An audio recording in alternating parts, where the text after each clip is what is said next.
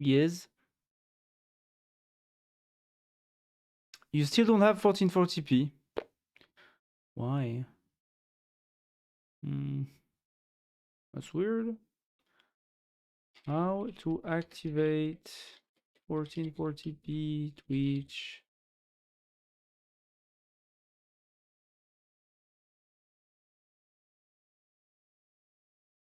Oula. Oula.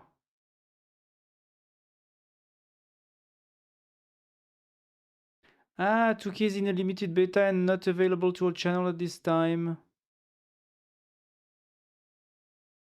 Ah.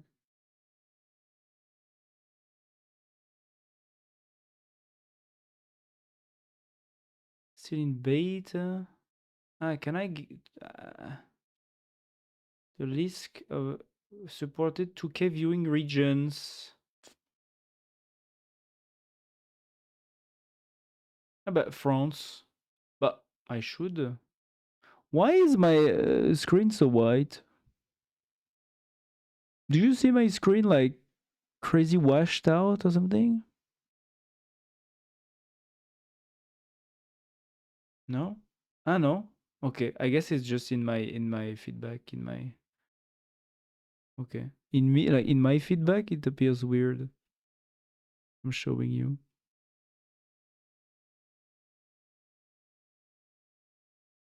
Ah but wait. But no actually. But maybe I'm crazy. Stream just went down for me. That's why I said, I don't know. It's just for me. Yes, because I wanted to test if you can access a 1440p in the. So I needed to reboot my stream. But I think.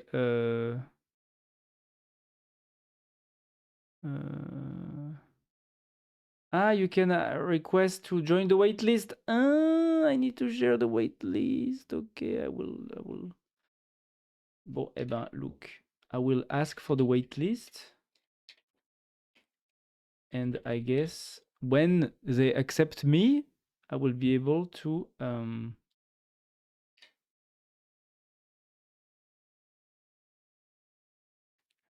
stream.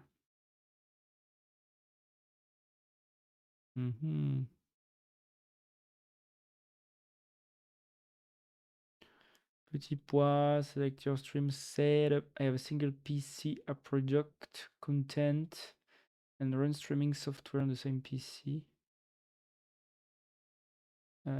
What broadcast software do you use? OBS Studio. What GPU do you use? NVIDIA RTX 5X. Optional, if known, what is your current approximate upload capacity? My upload capacity? I don't know. My upload capacity. Maybe I can do a quick test.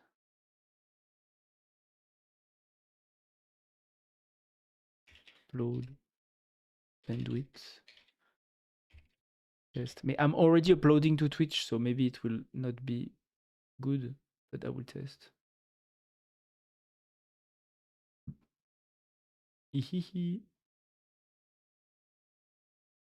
I'm testing my upload speed while I'm streaming.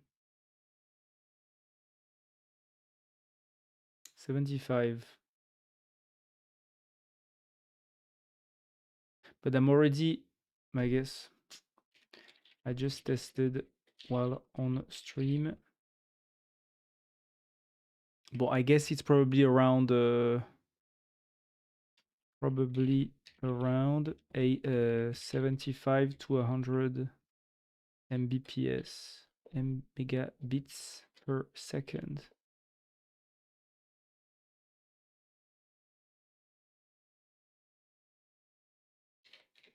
Fiber optic near Paris, in France.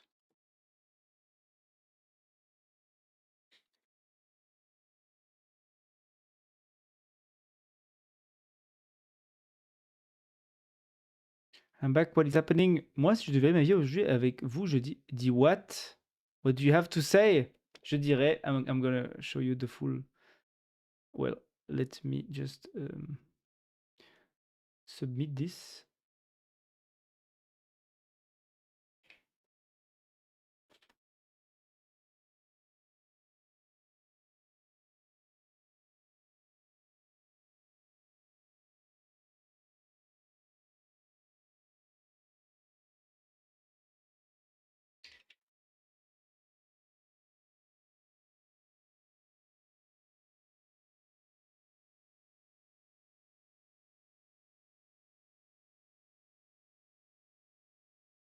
Okay.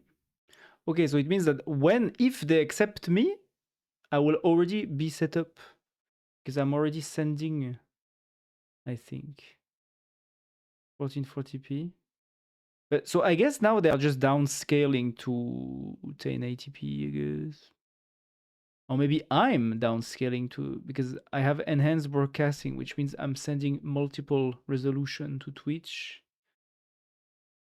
It's just that maybe for now they're not using the 1440p. Okay, now the sentence. This is a reference to a very French movie that is called Astérix et Obélix à Mission Cléopâtre. This is what this is. Facebook.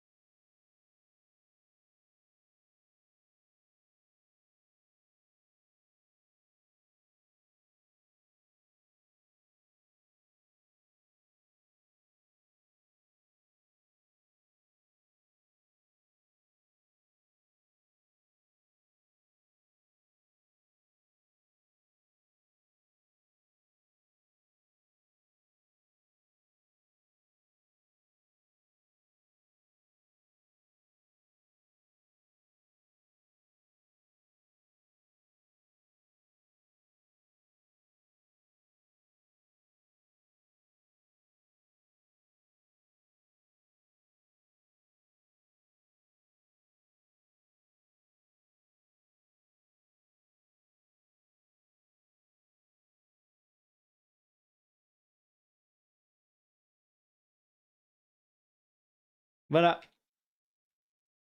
That's the that's the reference of this sentence. I'm not sure if there is one with like subtitles. But basically, it's very famous because it's a bit weird as a line in the movie, and it was a full impro by this actor that is, famous in France. Subtitles, maybe.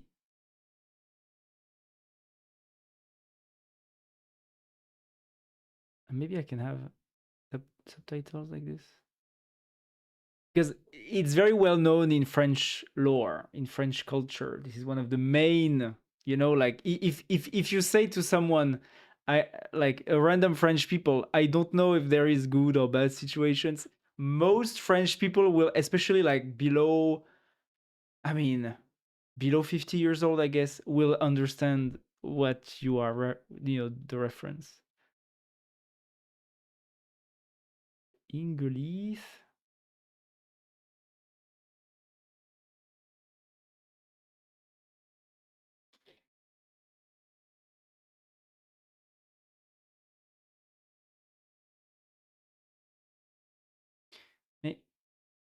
I want auto translate in English, please. Oh, it's bugging out. It does not translate. It doesn't translate. For real. Doesn't translate.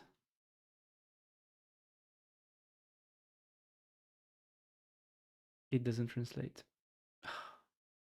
So sad.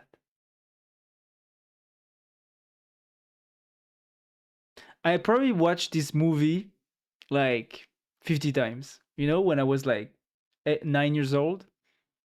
When you are a child, you watch the same stuff over and over and you don't see the problem, right? Voilà, this was me with this movie. Bon, I don't find another YouTube video, so voilà. But this is, yeah, Otis monologue, you know?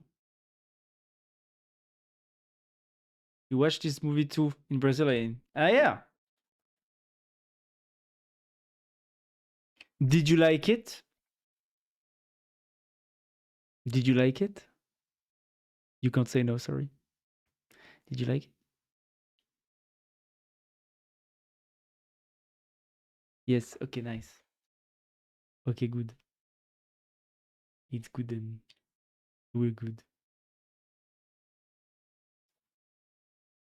I love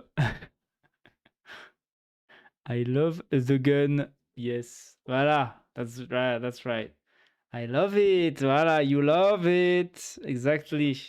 Right? You love this movie, Nat. Nice.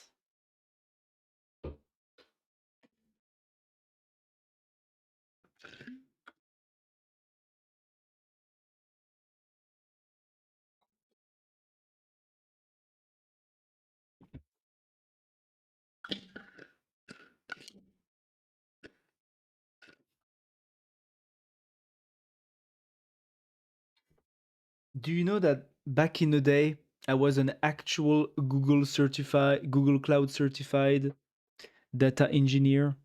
Bon, you can't see anything because it's too light. There's too much light.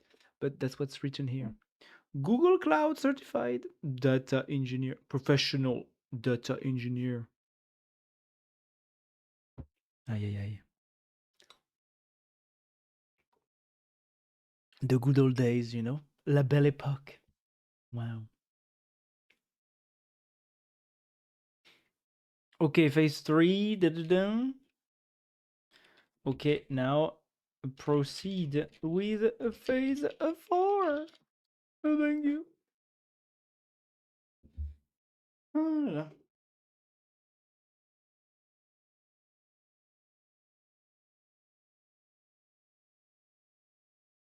Did you see that Trump says he's going to release the UFO files? Did you see that? Did you think about me when you see that? When you saw that on the news? You say, "Oh, it's like a petit pois. He's obsessed. He's a bit crazy." But it's real. It's going to happen. Did you see that Trump said this? Let me see. What is this?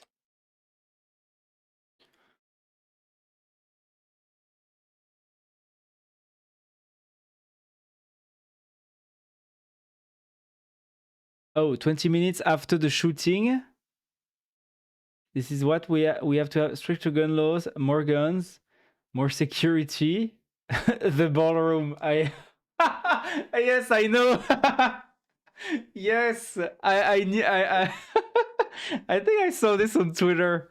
Yeah, he's going to say the ballroom. Yes, yes. I saw that. Yeah.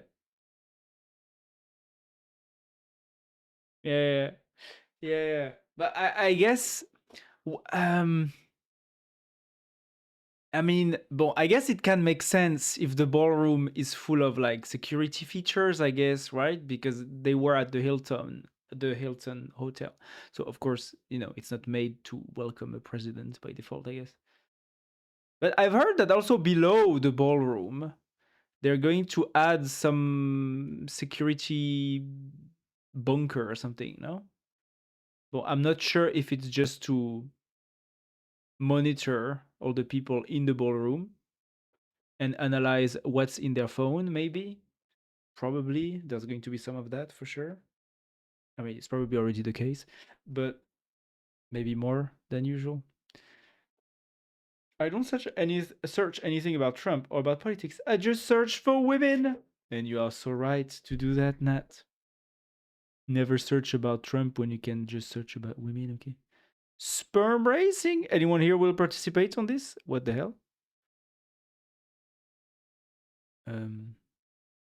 I'm opening this in another monitor, okay? What is this? Sperm Racing will be hosting its first World Cup, bringing together athletes from 128 countries to compete. What?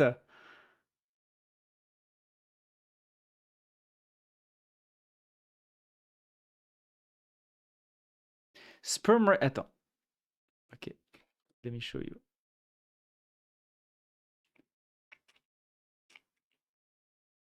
I will sign that up. Already won. Yes, Nat, that's right. We all won, you know? All the living humans, we won the sperm race already, you know? We are actually athletes, you know? We are sperm athletes already. We have been awarded our medal, you know? The privilege to live, you know? Attends, sperm racing is a science-based competitive sport.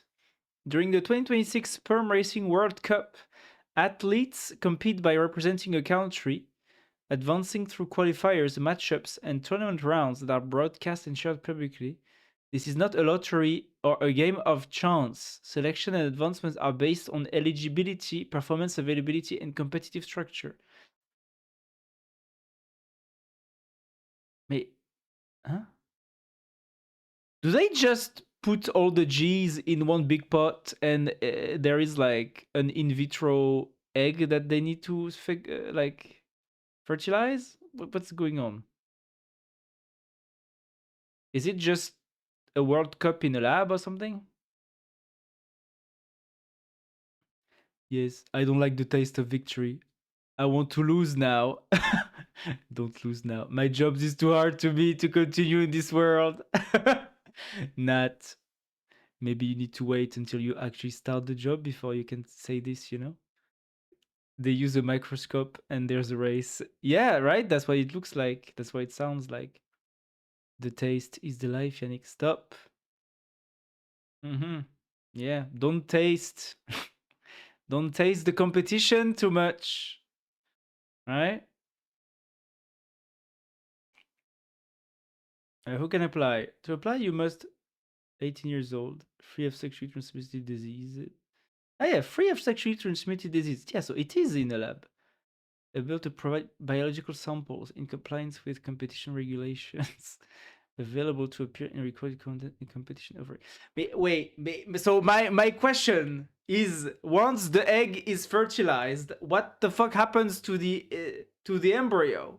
Do we just throw it away, or do we actually have like a woman? Who are the parents? Who is going to raise the fucking child? What's going? There's so many questions. What the fuck? What?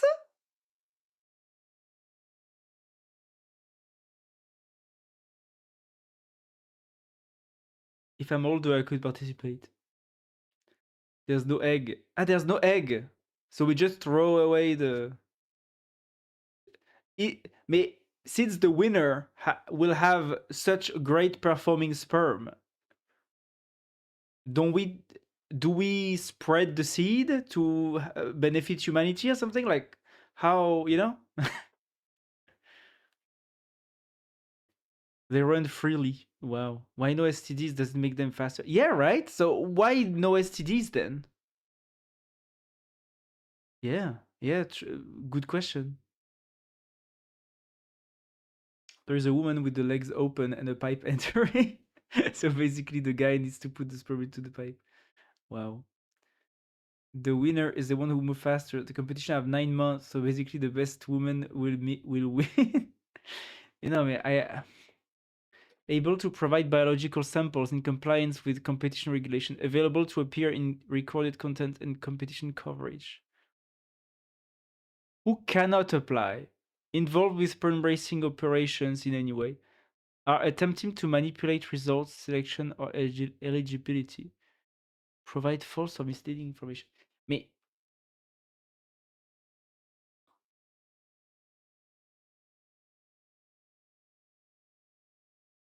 The goal, okay, the goal is the money.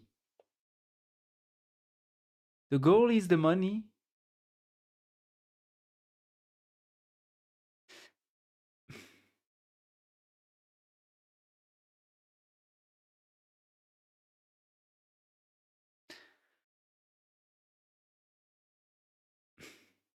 Why though? You know, two legends, one microscopic racetrack. Like if you do is like it like I guess the greater goal must have something to do with reproduction, helping humanity in some ways, right? Helping humans reproduce better, right? Like there must be, I don't know, something, right? Some huge, even if it's like some you know, eugenics, like, you know, I'm okay for some eugenics, not, you know, not when it's outwardly racist, but, you know, like better genes are always a good thing to gather, you know, to have. Uh, male fertility is declining. Like it's a lot. Uh-huh. Sperm motility, how fast your sperm move, turns out to be a massive factor in fertility. It's measurable, trackable, and just like a running race or lifting a weight, it's something you can actually improve, but no one's turns into something people care about. So we're turning health into a sport. Ah, okay, that's the goal, to help men get their sperm back to health. Okay.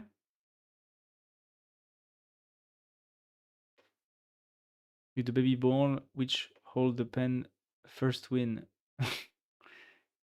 If you're healthier, your sperm is faster. It's just like another sport. Okay. I mean, okay, now it makes sense. It makes more sense, at least. If you can train for sports, spend hours perfecting your form, pushing your body to its limits, then why can't you train your health too?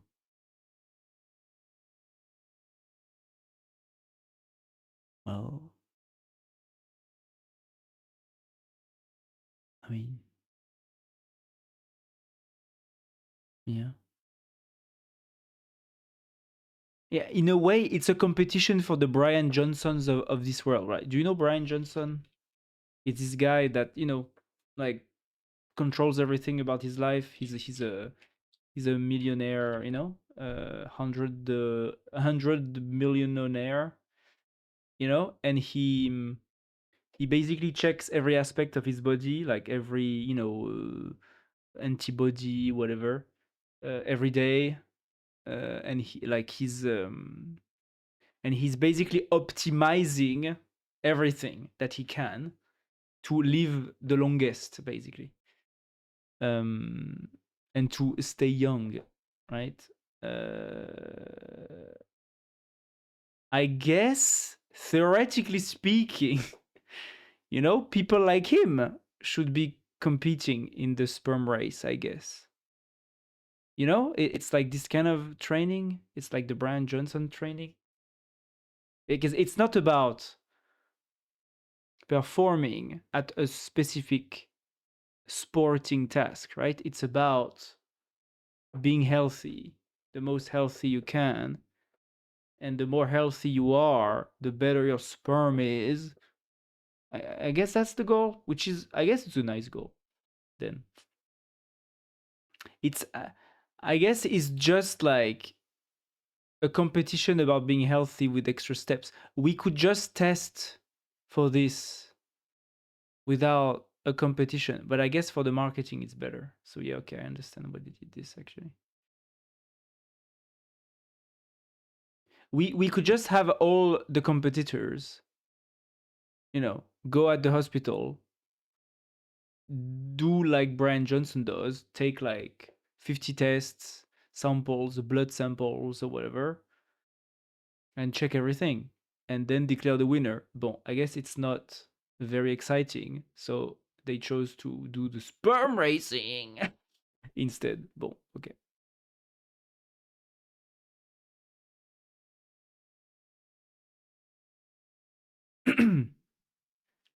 Voilà, sperm racing isn't just about racing sperm, although let's be honest, that's hilarious. Yeah, so that's the reason they chose sperm racing, is because it's funny. Marketing. It's about turning health into a competition. It's about making male fertility something people actually want to talk about, track and improve. Yeah, okay, it's for the lols and it's for the marketing. We're taking a topic no one wants to touch and making it interesting, measurable, and really changing this paradigm. And also sperm is like, ooh, it's about sex. It's about sex, guys. Oh my god, this is so funny. Yeah, because health is a race and everyone deserves a shot at the starting line. We put together a team of researchers and operators who's built things people said couldn't work and made them massive. We created viral brands, managed wild campaigns, turning ideas into cultural moments. Sperm racing is next. So are you ready? Because we are. Let's race. Okay. National Institute for Spermatozoa Exploration. Okay, that's funny. Yeah, okay, so it's okay. Okay.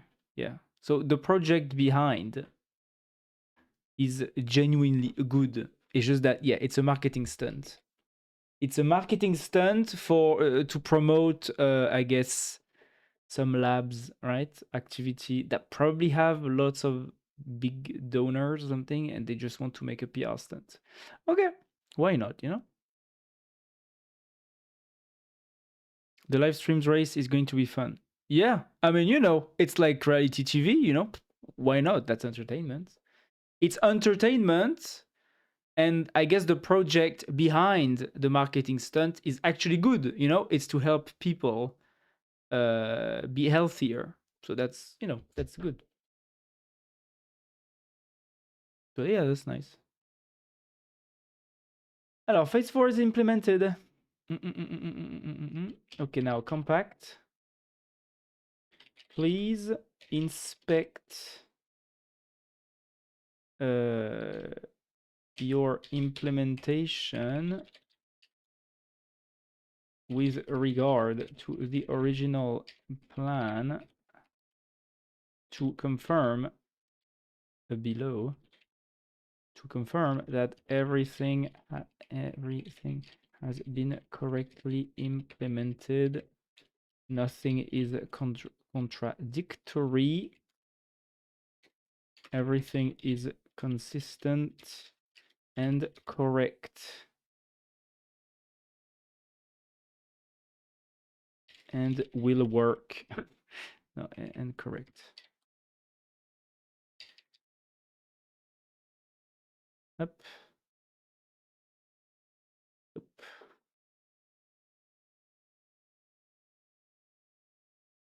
Sperm race.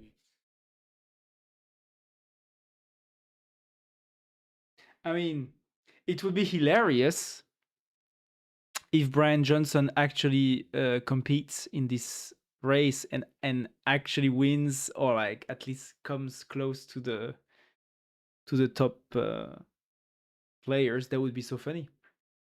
That would prove that what he's doing is right to an extent, to the sperm extent.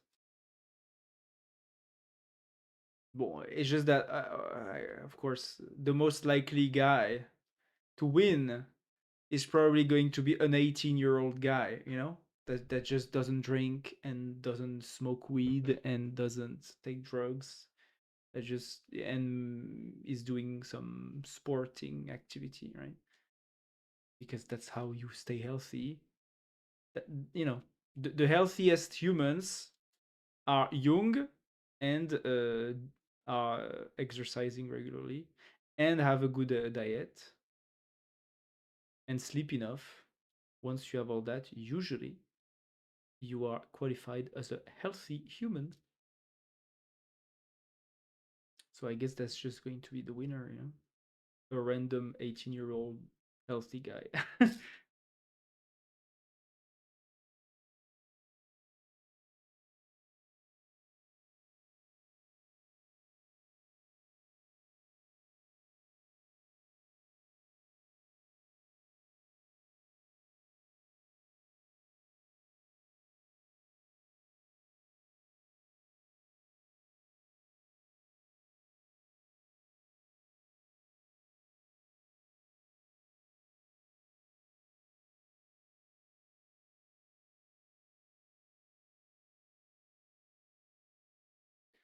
Just like cycling, the metrics team take on labs on static bicycles, can predict who is going to win the races very accurately. I mean, yeah, exactly.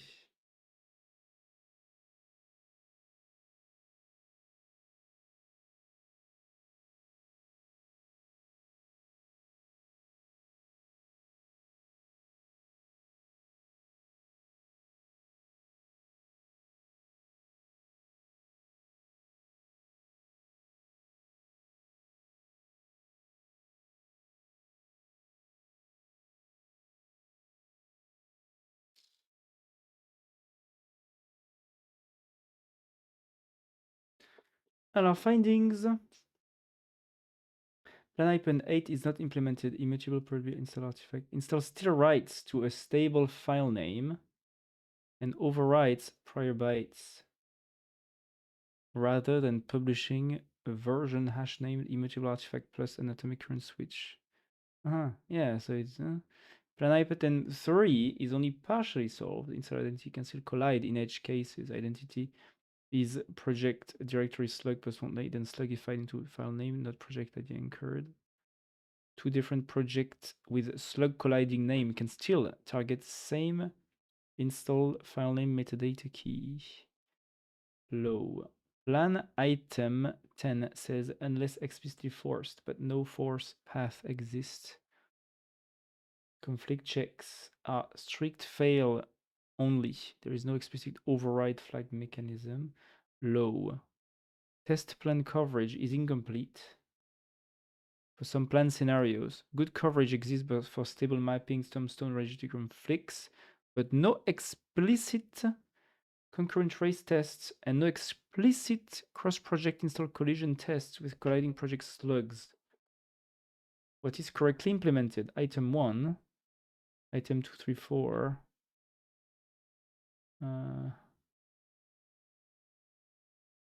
Item 5, item 6.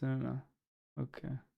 So the implementation is strong and mostly consistent, but it is not fully complete versus the original plan due to item 8 gaps. Do you think it's useful to fix those gaps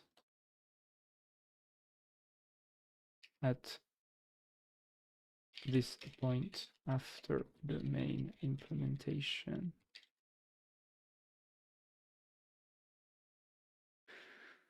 You are still here. I'm still here. Yes.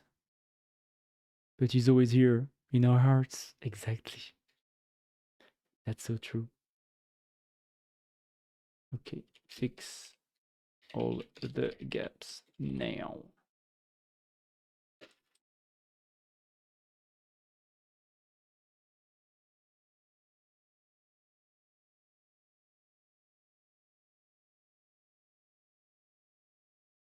I hope I did not waste all those tokens for nothing.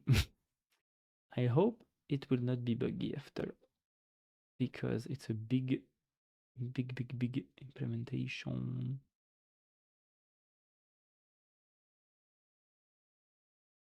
Well, I guess if this doesn't work properly, I will just ask for something very minimalistic and see if that works. And if this doesn't work, well, I don't know what to do.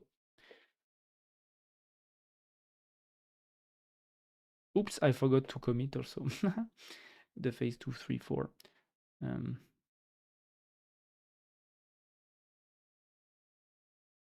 Why is it searching the web? It's searching the web. Why do you need to search the web? You already identified everything. Interesting. He's searching the web a lot. And I don't know why. Because he already identified what needs to be fixed, but now he's searching the web. Suspicious. I trust Codex though. Codex saved me several times. You know, when I had my RAM problems, my corrupted unstable RAM issue, Codex was the one helping me debug everything and stress test the RAM, identify which like he did most of the diagnosis. So I trust him with my life, you know. When you die, Petit, I will take a photo of you. Just remember you as you were. Thank you, Nat. That's so nice. I feel like with new Apple CEO, everyone would own Mac, iPhone. Yeah, I mean, yeah, the new Apple CEO seems to be a good move for Apple at the place where they are right now, right? Because Tim Cook seemed to have a legacy of financial optimization. And I guess to an extent, it's not bad to have some financial optimization at some point, right? But yeah, maybe they need to go back to the hardware, the product, like to the thing they're actually selling, because I guess people have been complaining a little bit lately about the quality of the software, especially maybe drifting a little bit away from what people were used to. So yeah, I guess the new CEO being like a strong product profile is probably good for Apple at the current moment. But I will take the photo after you're dead. Oh wow. Really? You will come to my place? Because I will probably die in stream. So you will come to my place and you will click. Voilà. That's so nice of you, Nat. That's such a nice attention. Yes, wow. That's such a nice attention. You would destroy competition in new ways. Yeah. Let's hope for Apple that they do that. You will die streaming on Kick. On Kick? Oh no. If I stream on Kick, it means I've been banned from Twitch. Why was I banned on Twitch? Hmm?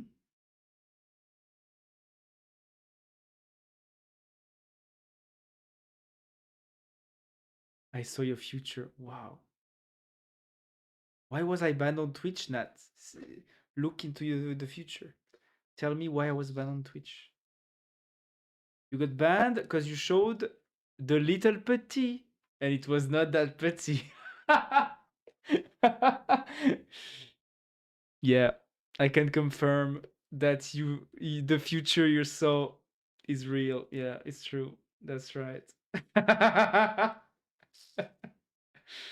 Can confirm. Yeah, that what you saw was real. Damn.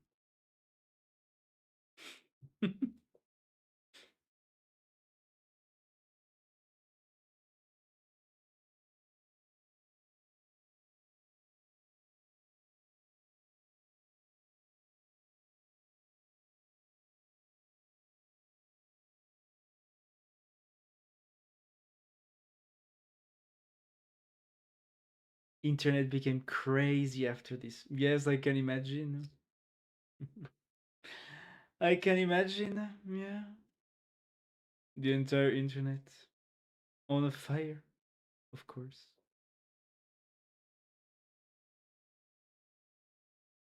People screaming at the top of their lungs, "No, it's Godzilla! It's Godzilla!" No, it's just me. Was the biggest 3 centimeter. No, then it means it's false, Nat. You did not see my future. Sorry, it was not me. It was not me. I guess we started to think, why he did so much.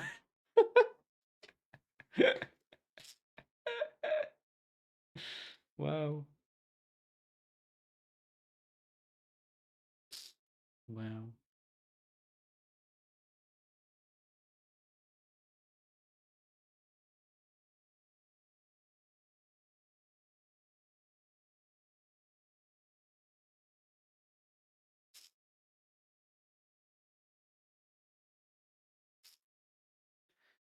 Maybe.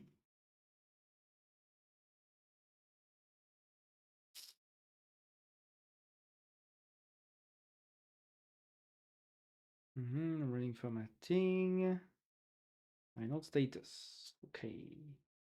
Okay. Okay. Okay.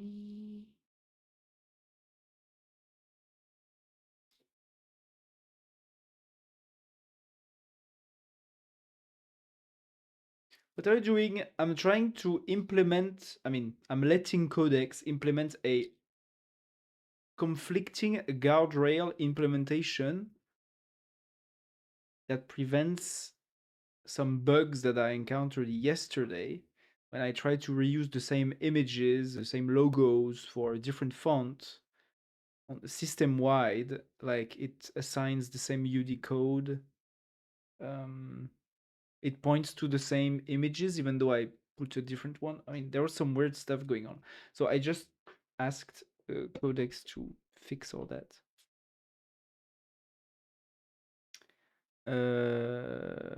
Okay. And so now if I do cargo test, okay. Everything seems to be good.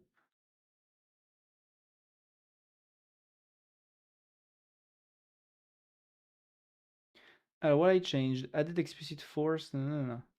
Okay, but now I will try to cargo build and cargo run. See what happens. Well, at least the navigation seems fine, which is good news. Okay. Let's uninstall everything.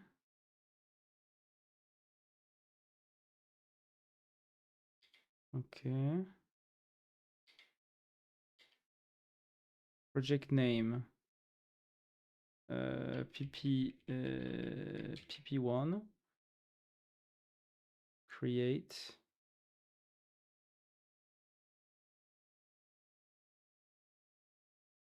So when it does that, does it build actually? It doesn't build. Maybe it should build automatically, you know? I mean, no, because I can. Hmm.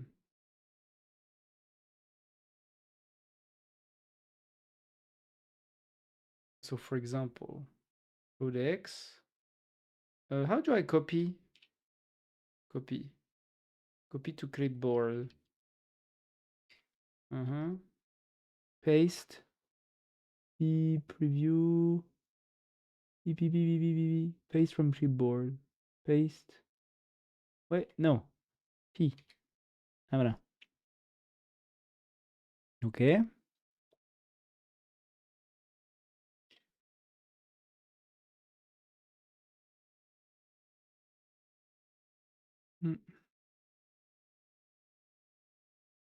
Cargo run.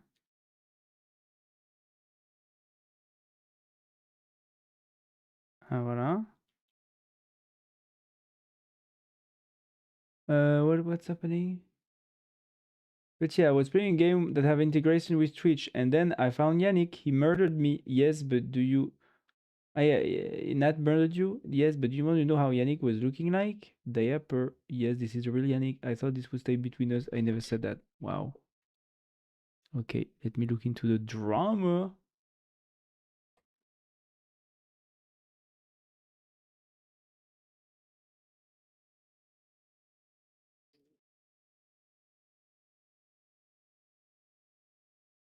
Good girl, Yannick. How you said that? Yannick.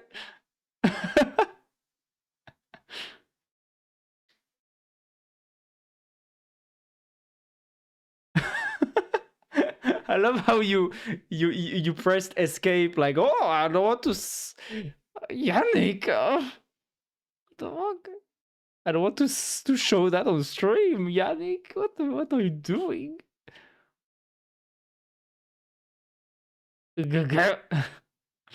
Nice. Can I like? Yes, I can like. Nice. Can I do something else than like? Love, hype, laugh. I laugh. Voilà, I laugh. I love. He was naked, oui, and he was married with wise bot. What can you like? What you can like? Huh? This is new. Yes, I guess this is new. You can like, love, hype, laugh, sad now on Twitch. This is great. Diaper. Diaper. Diaper? Diaper? Wow, Yannick has a diaper. Damn. And so Shadows of Doubt works with the Twitch chat. That's funny. Interesting. Yes, okay. Interesting.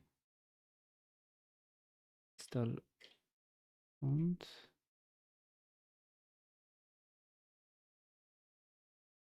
Voilà, and now it's voilà. It doesn't work. That's so annoying. Now there is like an interrogation point. And I don't know what to do with that. What to do with that?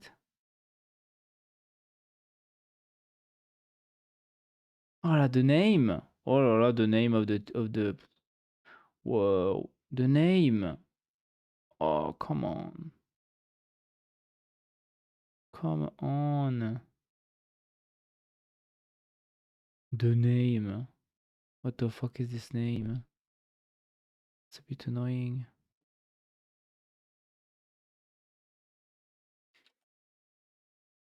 Petit leaf.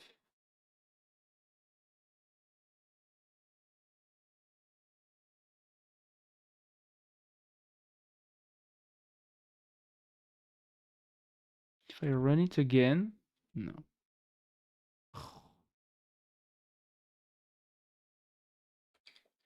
If I do like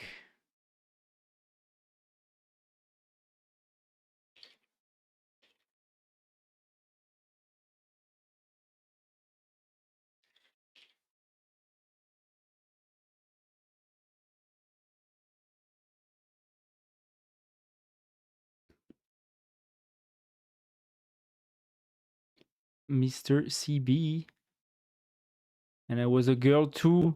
Wow. Married with Christopher. Wow. But I had the poggers. Oh yes, but Christopher was a girl too. Damn, lesbian couple between Nat and Christopher. No more, not more than Arthur, sadly. And you were in the game too, Petit. Really? Wow. And the girls had different pogger sizes? Really?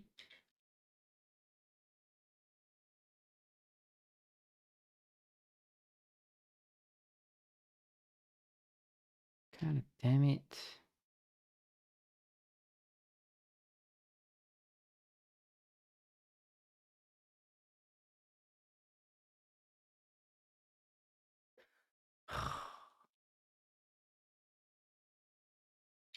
I just tested a new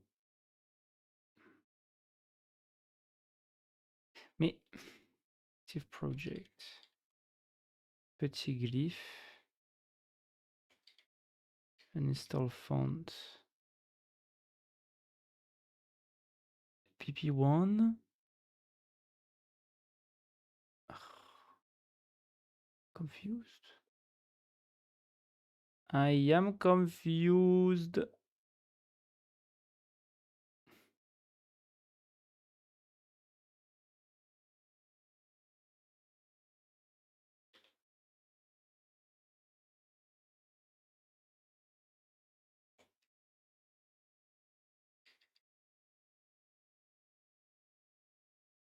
Oh, and now it's all. Putain de merde.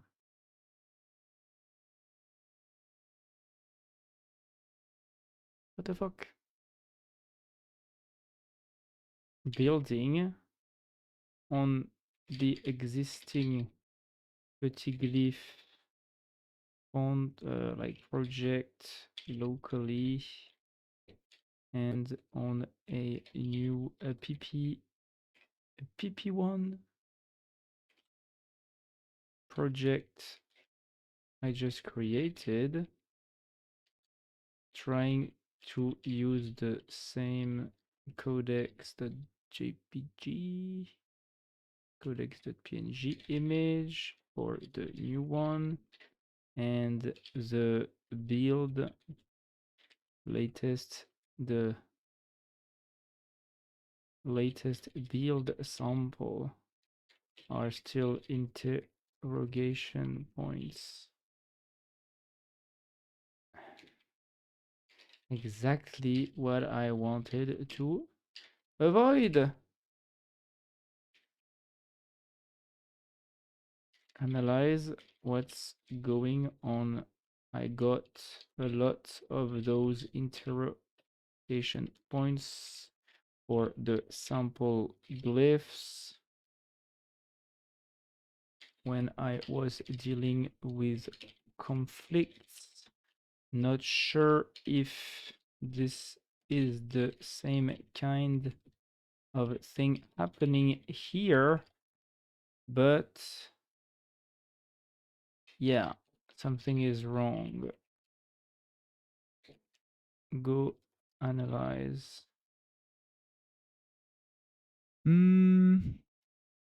Yes, like humans, but with a lot of polygons.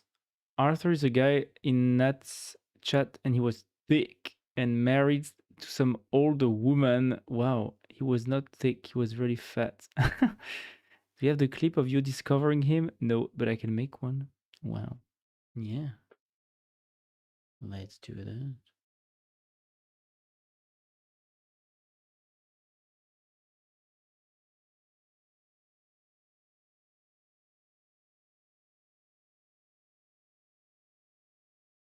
And so, how do you play? Like, how does the chat play into the game? Is it like a special level, and do you have to like find things? Is it like a Cluedo or something?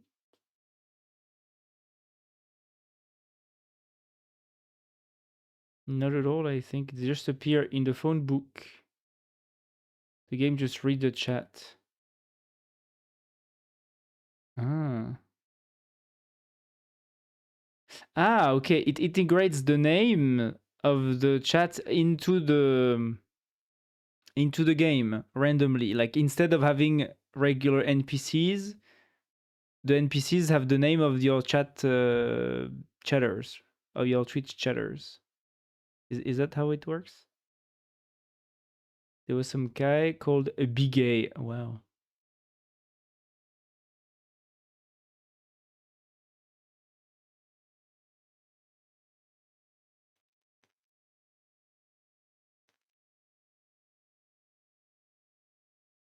Damn. Wait, I will make the clip to show you. Okay.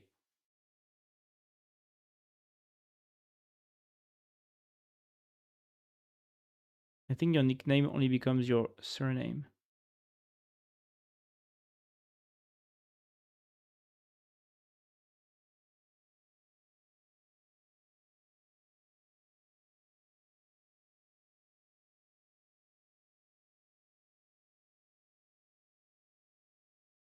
Your nickname only become your surname. Like I was in a game where I was called Matthew Yannick. Oh. Okay.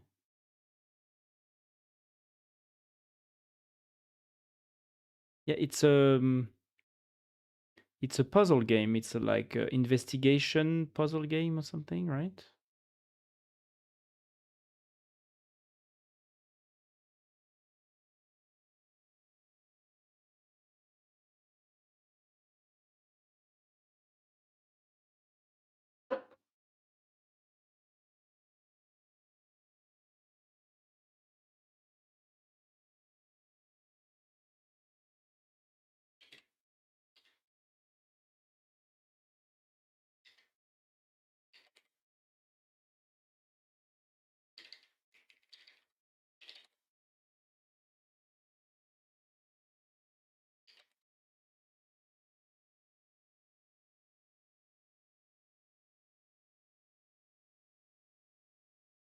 Hmm.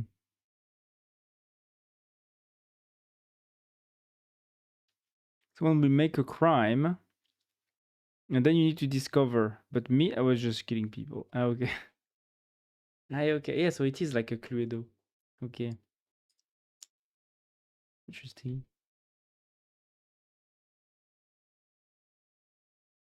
We had a guy called Our R But 2.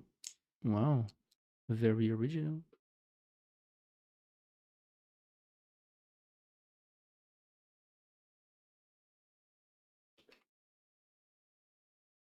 Ah, our butts. Ah, okay. Very nice. Our findings, the build-up are not corrupted. Both projects generate valid ETF symbol string. Doctor post-project healthy. You are hitting a coverage mismatch, not a cache override race. Root project is mapped to ta in build. PP1 project is mapped to ta in. So same image across projects. Now intentionally gets different code points. Phase 3. If the active terminal font only covers one project range, the other projects sample cars show as interrogation point. Sample only builds and prints code points. Does not guarantee a terminal is rendering with the matching installed project font. Disjoint project ranges prevent conflicts override, but they also make glyph strings non-portable across projects unless fallback selection is perfect. This is consistent with the phase 3 implementation and explains your if you want, I can implement a fixed path so it doesn't happen in practice. Add a global fingerprint registry so identical images can reuse the same code points across project. Add Pettiglyph sample diagnose font to detect and report missing coverage before printing. Add a manage union fallback font. Non-terminal font can render all project glyph ranges without switching. Yes, I guess do that. The objective with the entire implementation of the guardrails.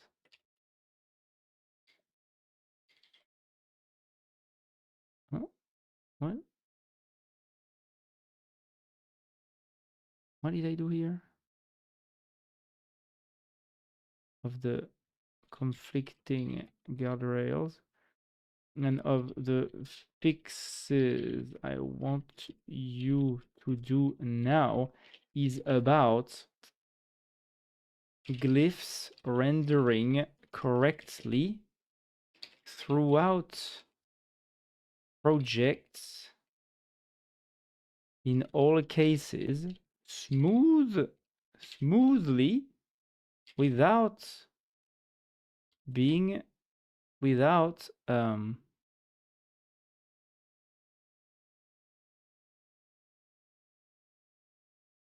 rebooting the terminal slash terminal emulator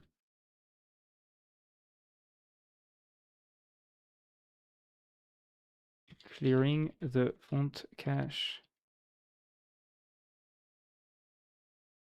without needing to reboot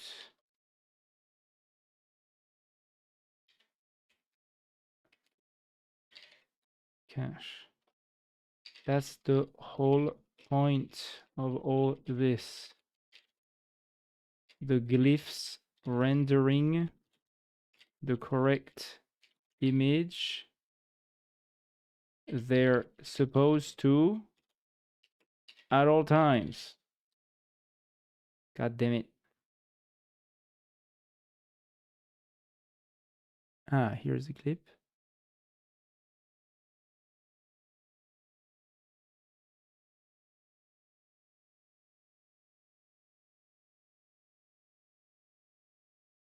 Oh, wow.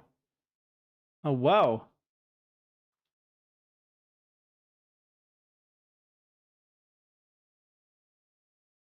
Oh, damn. That's Arthur? This was Arthur. Wow. Oh, yeah, I see. Yeah, indeed. Hookers out there. Yeah, she, she's a generous woman. Arthur was just a generous woman, you know. That's all. She was she has a lot. She had a lot to offer, you know. That's all.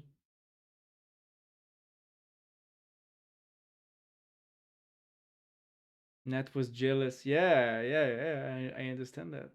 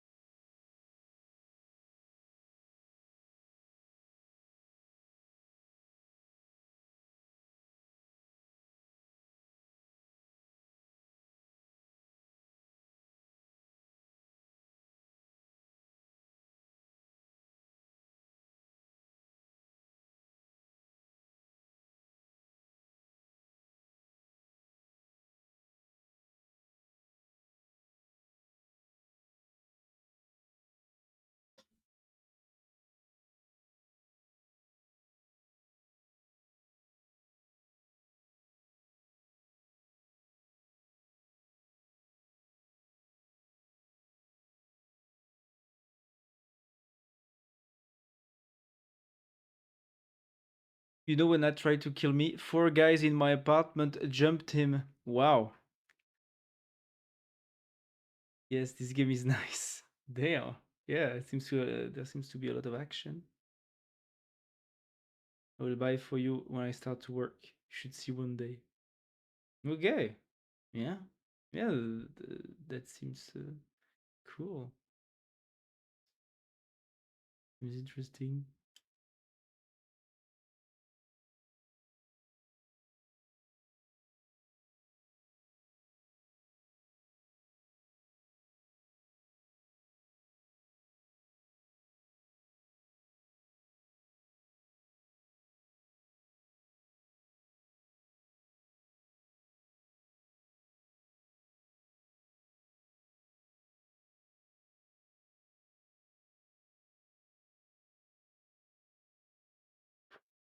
In Brazil, the game is more cheap than Europe. Yeah, okay. No, but don't worry. Don't buy the game. Not for me. Don't worry. Keep your money. It's okay.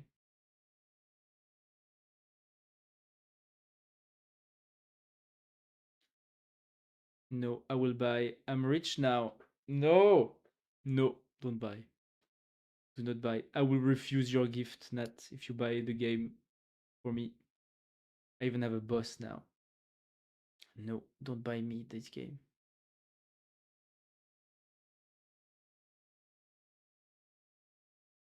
I don't want you to be my daddy, Nat. Okay? I'm the daddy. I'm the boss.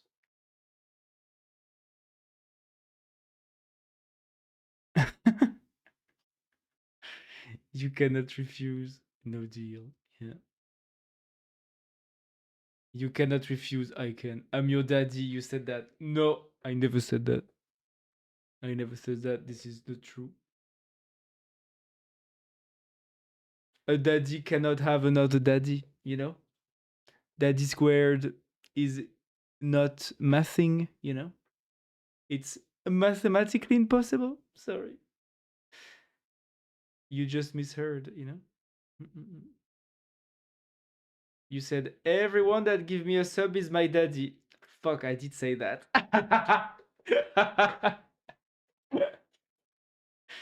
Fuck. Yes, I did say that. Actually, it's true. uh, so keep subbing that. But don't buy me games. Don't buy me games. Maybe I don't know about this game. Maybe I don't like this game, you know? So I don't want you to spend money on the game that maybe I will not like or something. Don't do that, okay? It would be so sad. Shadows of Doubts and Fury Love. Now Fury Love, why not? You know, if you know.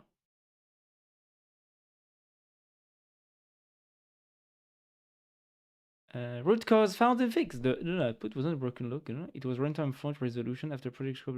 Terminal. Family path, we don't guarantee so all the sample now auto installs before. Okay, let's try again. Cargo build and cargo run. Rebuild. It still doesn't fucking work. I can't. Is this thing? Oh. Do I need to? Maybe I need to delete this. Do I need to delete this? Do I need to delete this? Maybe. Petit lock. PP1. Well, I already have the icons. Voilà. No projects. New project. Test project. Create. So now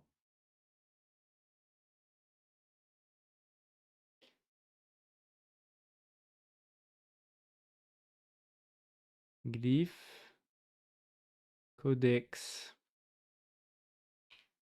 copy this project. Okay.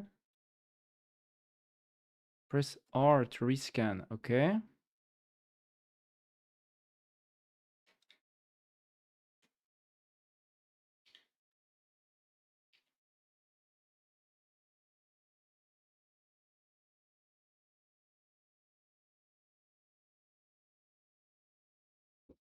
God damn it, dude.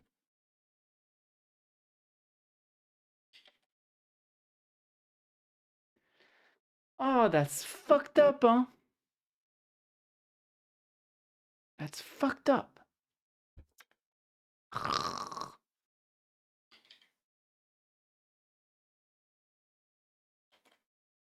Test to create.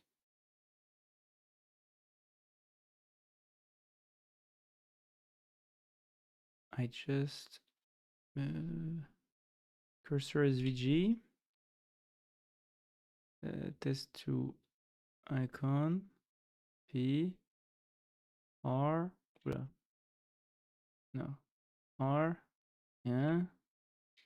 Build. Dumbass. Rebuild. Doesn't fucking work.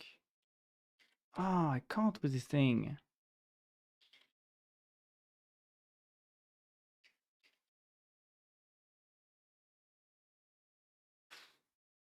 What if I use Alacrity?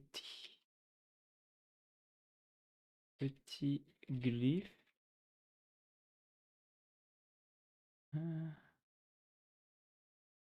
Slightly different. Cargo run. Ah, yeah, now it works.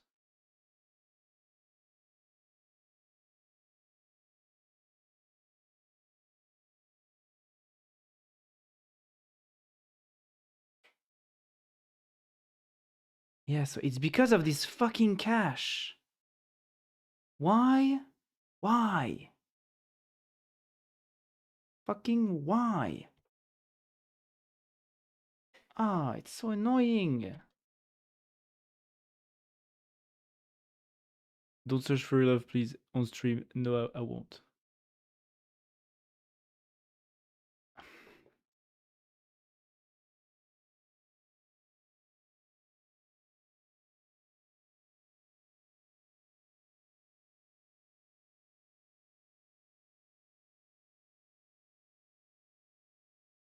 Yeah, so there is something wrong with the font cache thing of the current terminal I'm using because I just opened a new Alacrity terminal that I didn't have opened before, unlike my ghosty terminals that I have like 4 of opened right now as I'm doing this. Bon. So when the font is installed, it renders correctly, I guess. Let's uninstall the font. I'm wondering, like, without the font being installed,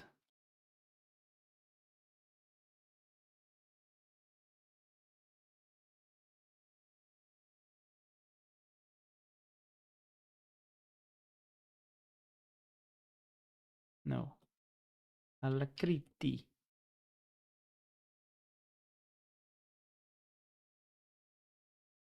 What's... Voilà. So without the font being installed, it doesn't render, which makes sense. If the font is not installed on the system, you cannot render it on the terminal, which is pretty logical.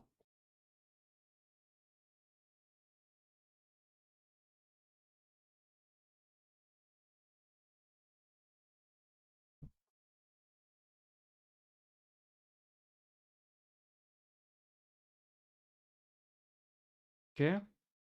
Now, if I go into the project, I rebuild, it's already built, right? Everything is already built. Yeah, everything is already built. If I try to reopen Alacrity again, it still won't render. No. Building doesn't affect the rendering. Installing the font. So let's see on test 2. Let's do test project. Now we install the font. We still cannot see it on this terminal. But now I'm opening Alacrity.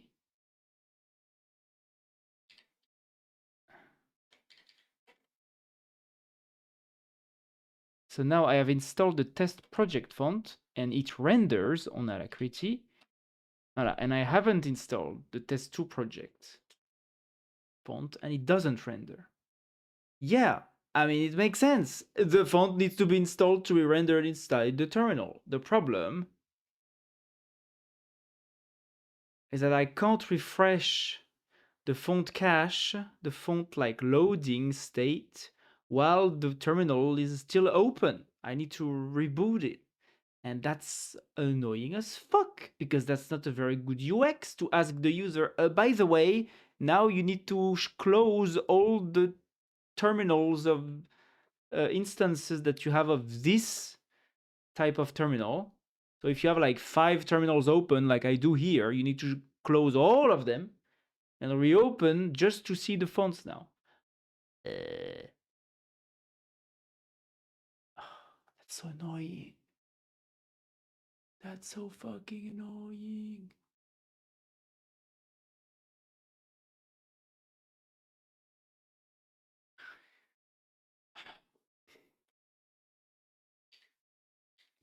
Let me just describe.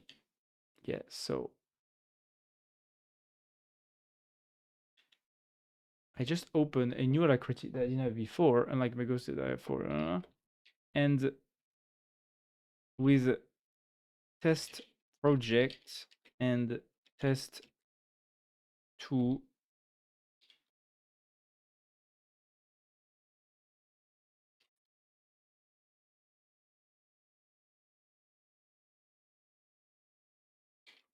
project, when I install the font of test project,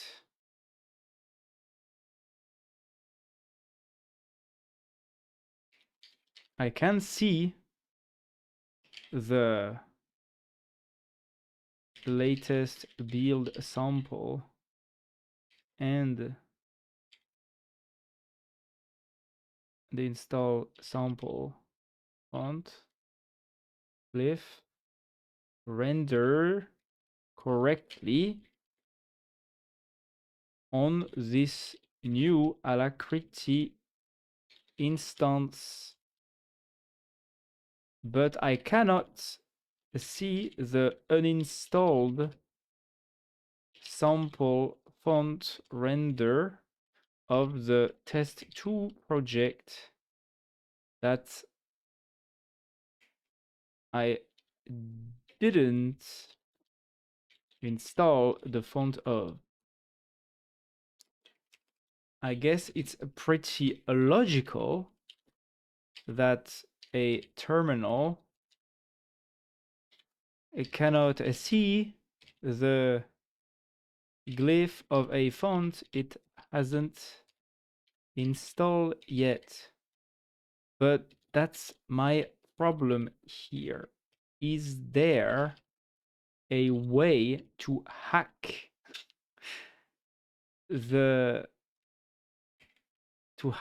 this to avoid having to reset all the instances of a given terminal just to see the glyph rendering after I pressed install fonts?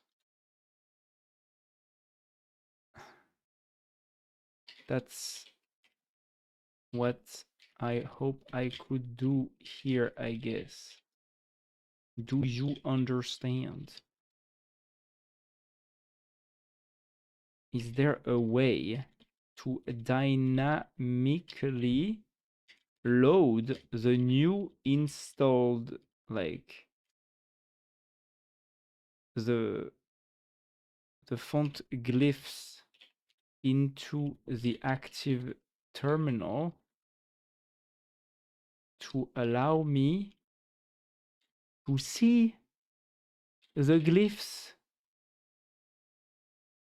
before, like, being rendered? It might be a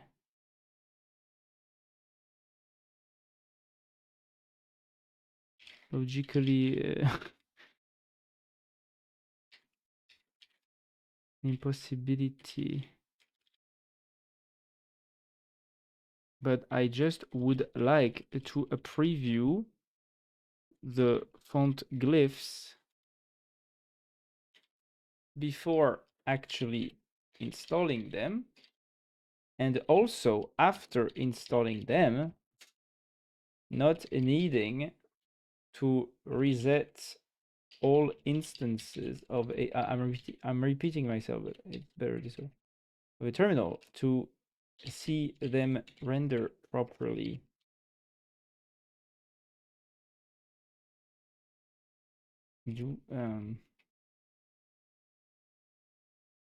Is it possible?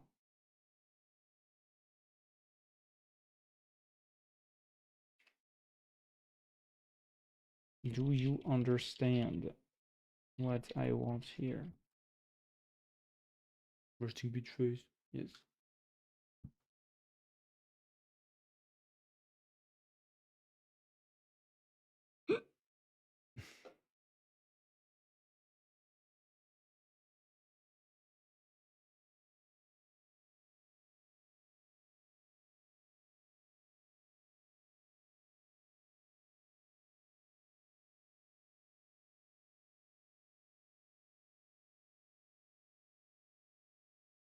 Me.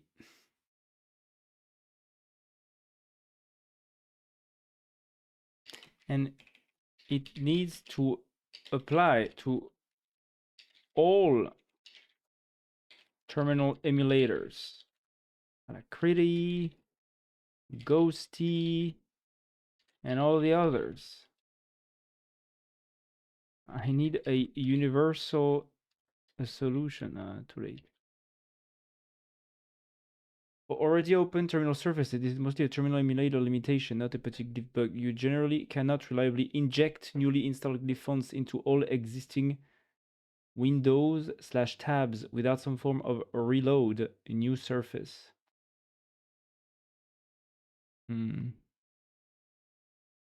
That's very annoying. That's extremely annoying. What the docs indicate. Alacrity. Its config doc mark many settings as recurring restart and Fontana Ghosty. Config can be reloaded, but docs explicitly say some settings only apply to new terminals. I mean, yeah, that's how it works. When your Alacrity instance sees it, old ones may not. What we can do, practical. Kit current guardrails plus install cache refresh, already done. Add a font-independent preview mode for Pettiglyph. Inline raster bitmap preview.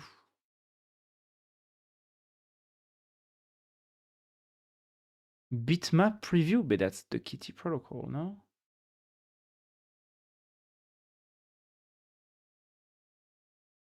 That's the Kitty graphics protocol. I mean, not all terminals support the Kitty graphics protocol. Add a terminal reload helper. Oh, yeah, I mean, unfortunately, that's the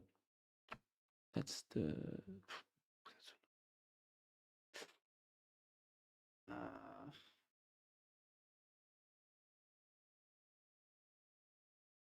refresh. Petit pois. Yeah, that's what I will have to tell the users. Either refresh, I mean, reboot your terminal, all the instances of your current terminal, or just use a different one to see the fonts being rendered properly. Ah, that's so annoying. Fuck.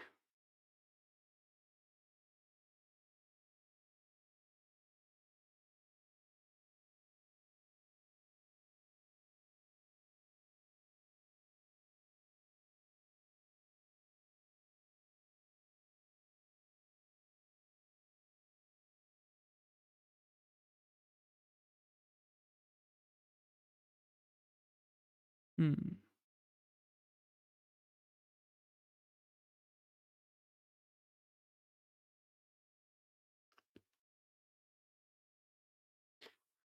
What about like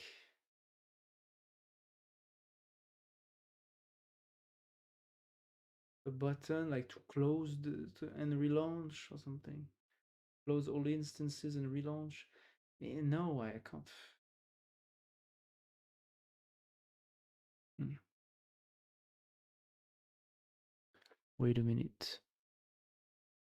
I'll be back.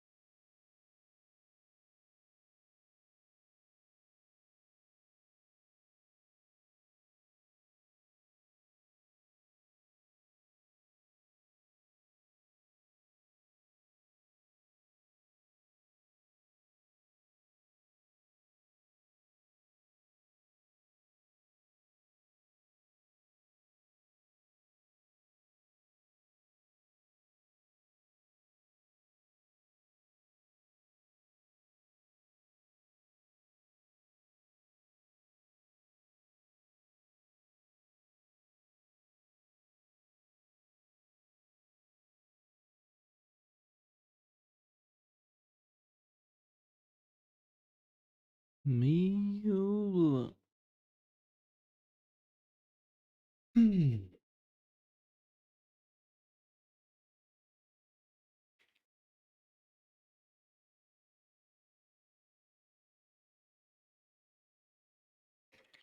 Just to involve compatibility with the key graphics protocol. If yes, then it's not for all terminals. We need a universe. If we have a solution, it needs to be universal across terminals.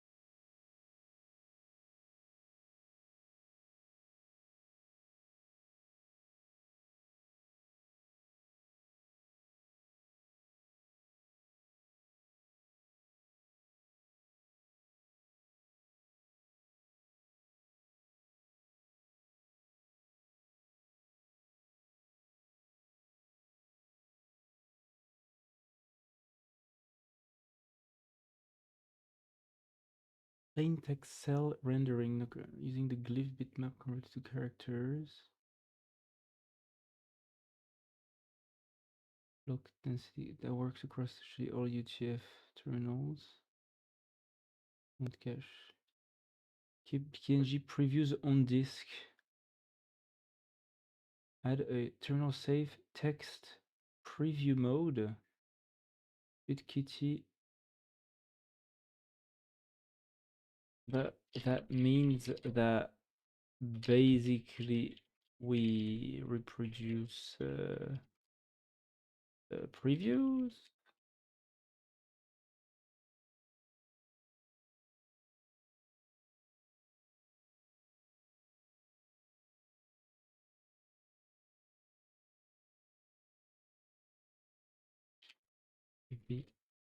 Big as fuck. No? Yes, it is basically a terminal rendering of the same preview data. Well, yeah, domain. Keep it compact.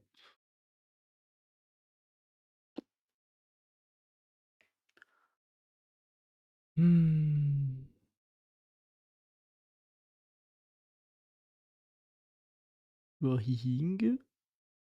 Hihi Bobby Monster.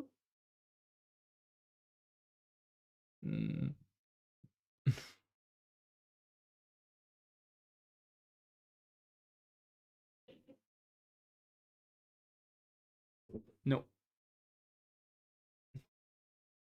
No. To see the preview data, the user can already go to the glyph panel anyway, and we're not going to clutter more space with some big ASCII art in the home panel. Preview ASCII characters. the home panel is already cluttered, already filled with enough stuff.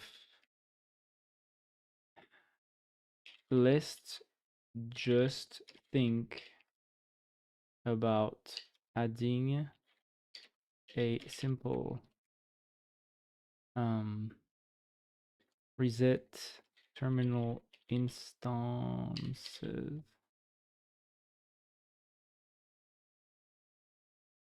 Reset terminal name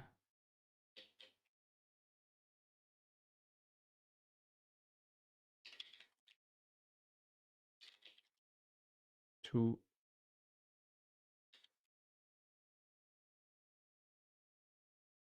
view the font glyphs.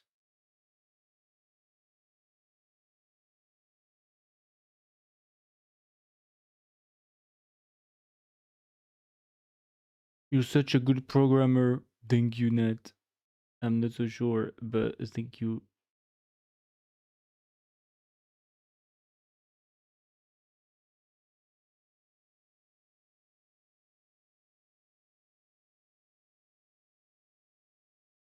I just think about adding a simple reset alternative to view the font glyphs.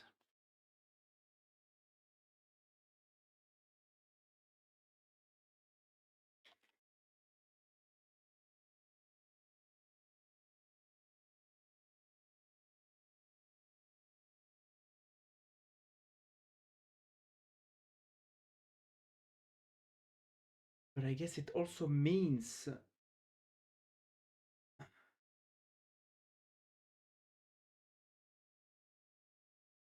that it needs to be installed to view the build sample. So I can't, so there's no point seeing the build sample if it's going to be the same as the installed font anyway. Also, if we need to have the font installed to see the latest build sample, then it doesn't, but we also have the build, the font sample present in the installed petit glyph fonts, present in a card. That means that the latest build sample is irrelevant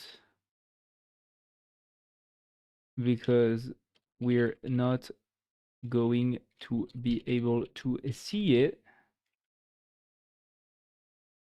to see them rendered, unless the installed fonts samples are already rendered. So this latest build sample is redundant.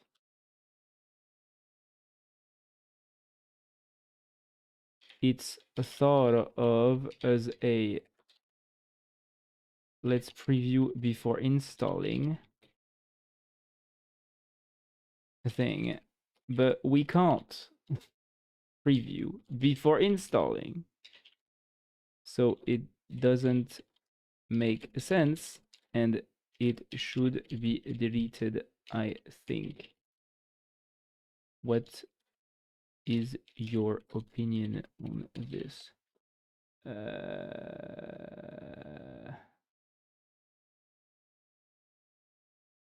So I guess the I stole like 2 ideas already. Do you have other ideas to me steal?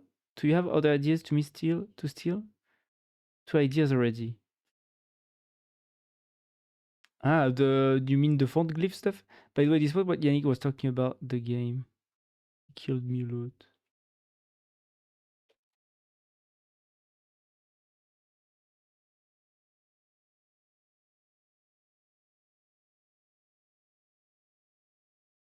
Oh, you come into the apartment and you kill. Motherfucker.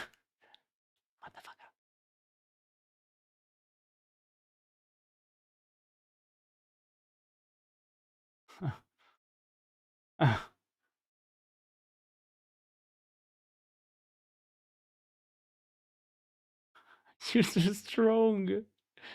You're so strong.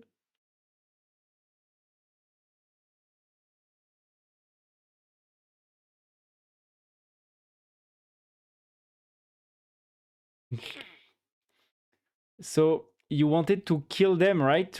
You infiltrated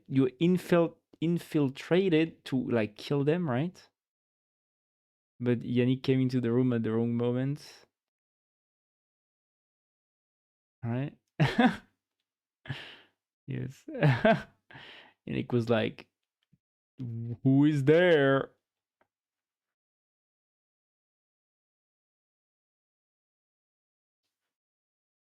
And then Nat, you became fully submissive. You was like, "Oh my god, you're so strong."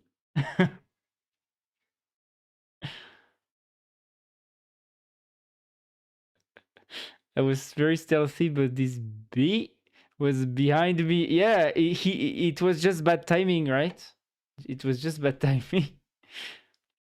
That's funny. Um, so I guess the not the warning, but the please reset all terminals warning should actually be displayed on the installed petit glyph fonts area, I guess, in the sample part of this. Yeah, you were so stealthy. But unfortunately, Yannick went at you. Oh yeah, it's midnight already. It has been simple as most redundant. Now, if you depend on install that field doesn't serve is the original installed particular font is the right place for entering warnings. That section should own the can I see it now in this terminal messaging.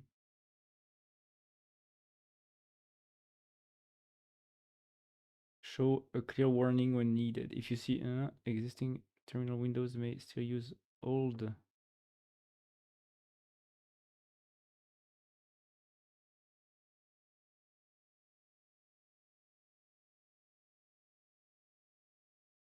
Tried to kill him another time, but he had a machine gun. Wow, like not a machine gun, a turret. Oh yeah, I remember the name. Oh yeah. Oh wow. Yannick was not playing. Hello, hello, Mr. Burglar, trying to get into my house.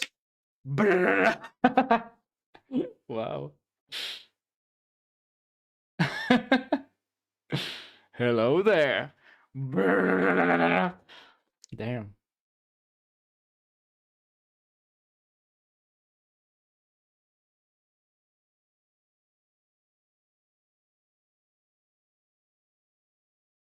Exactly. That's funny. You understood everything. Well, it's funny. I guess you went to bed. He's not here anymore. But it's funny. If glyph visibility depends on interactive, that should reserve its original being preview and installed Particularly fonts is the right place for rendering warnings. That section should own the can I see it now in this terminal messaging? Show a clear warning when needed. If you see existing terminal windows, may still useful.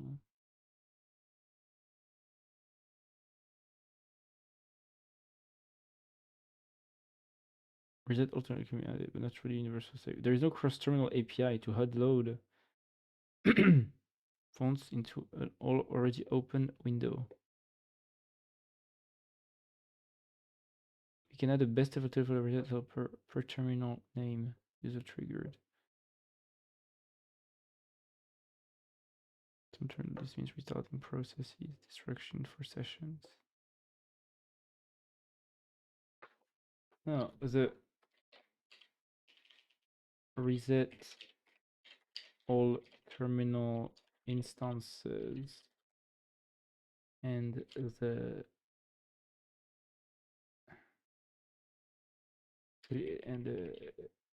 clear warning were the same thing here in my description. My mind, not two different things. Just a message to tell the user that they need to reset the terminal instance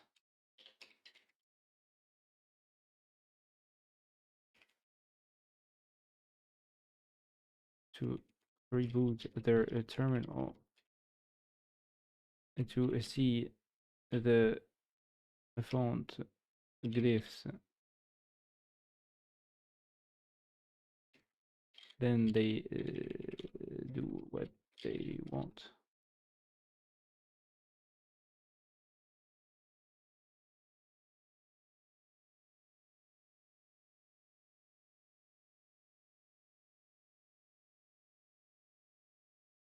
Brief sample show restore. It's not if. It's not if. Because they will all do that. That's how they work. Fonts are not hot loaded in any terminal, I think. Right? So it should be something actually planned. Like it will happen every time.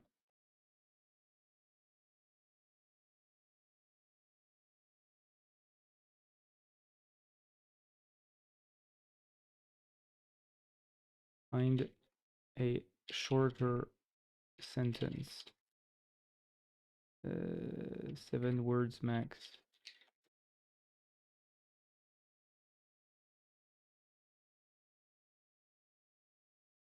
Okay, good. Implement 1, 2, 3.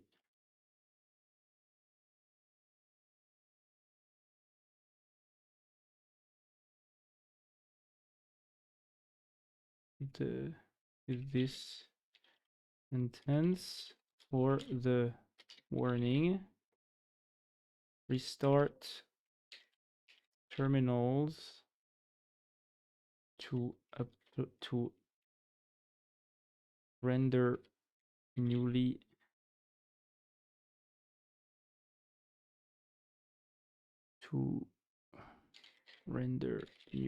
installed glyphs.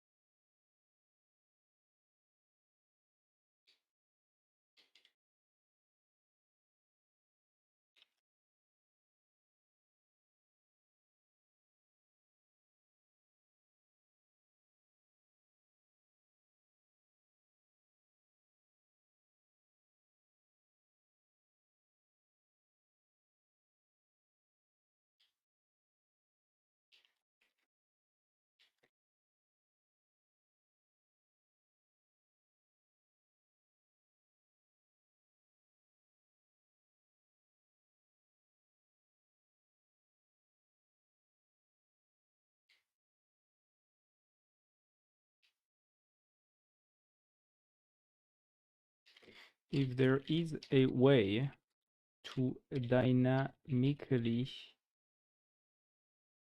inject the name of the terminal,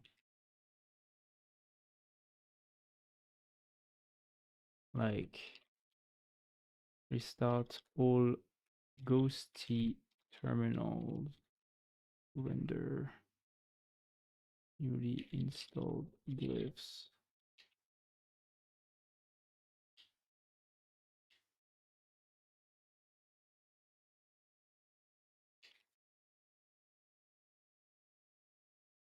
That would be cool too.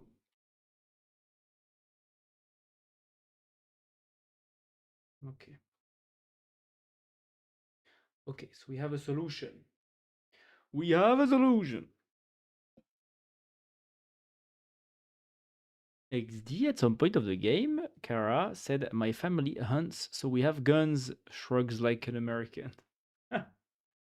Wow. She have guns.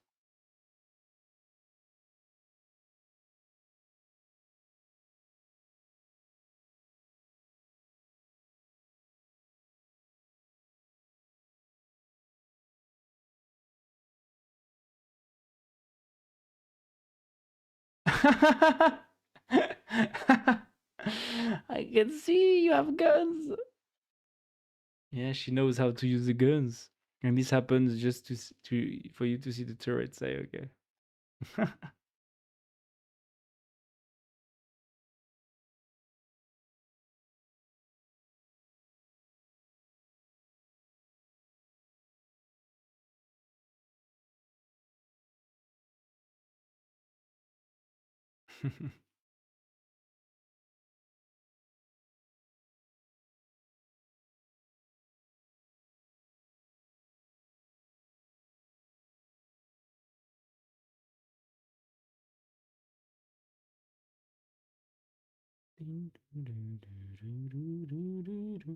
Alors, remove home latest sample build. The whole sample was removed from the current project. Card, yes. Added restart warning in added warning line that card restart terminals. Added dynamic terminal injection when detectable. If terminal is detected, warning becomes restart all ghosty terminals to render newly installed glyphs. Or added critic is fallback remains generic sentence, yeah. Validation, okay. CLI contracts test passed. If you want, I can also for the warning to always stay generic, never inject them, even when detected. No. No, I don't want you to do that. I don't want you to do that, my dude. Ah, yeah.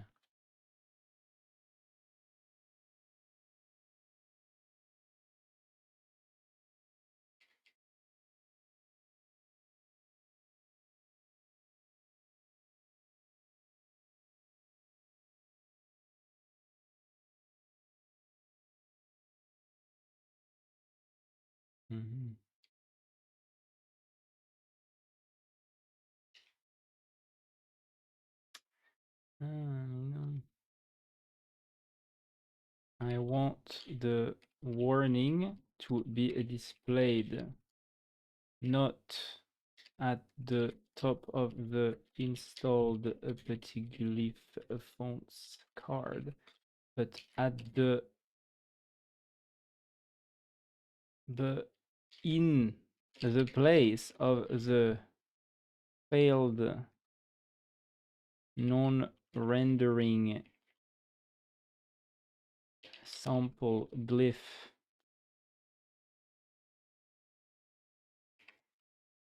Is it possible, like, to actually have conditionality based on the render state and not on the, like, raw bytes state? Not sure. Tell me.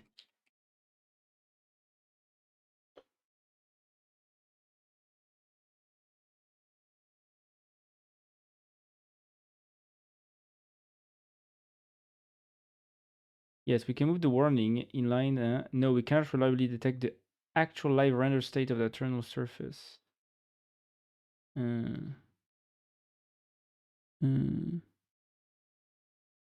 glyph can read bytes, CMAP, and query font config, but it cannot observe what your already open terminal process actually rendered.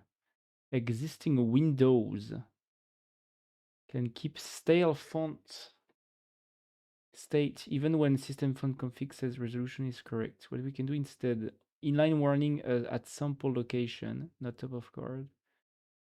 Maybe not at every time.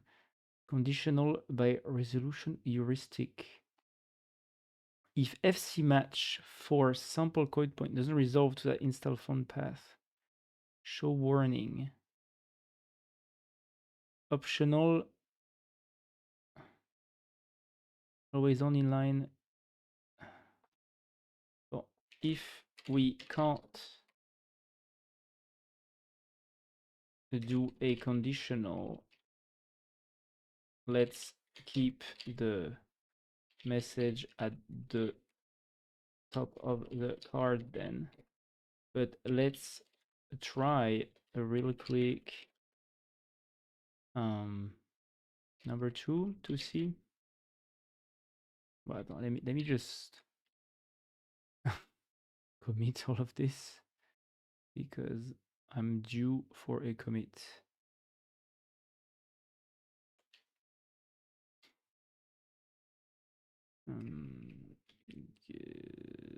Whoa. Guard conflicting guard rails. Phase 2, 3, 4 plus fixes.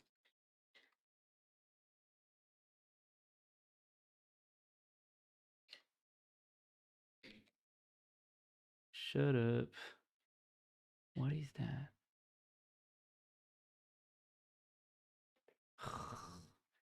What fucking... What the fuck is that? Oh, what the fuck is going on? Oh my god. What the fuck? Oh, damn. Oh, that's cool.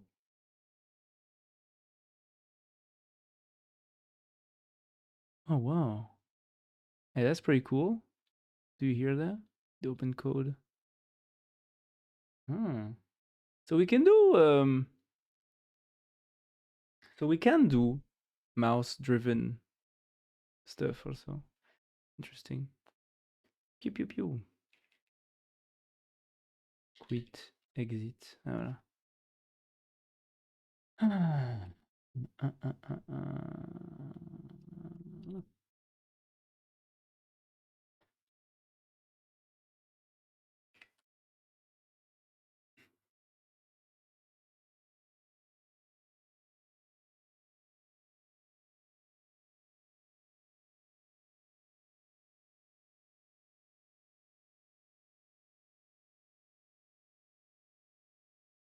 Oh, by the way, I received access to my work things. Ah, yeah, like did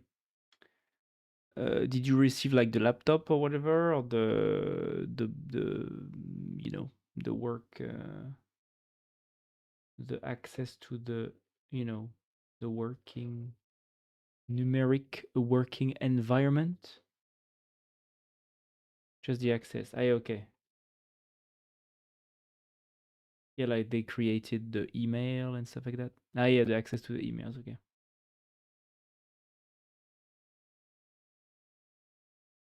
Very nice. It means that you're in, Nat. You are in.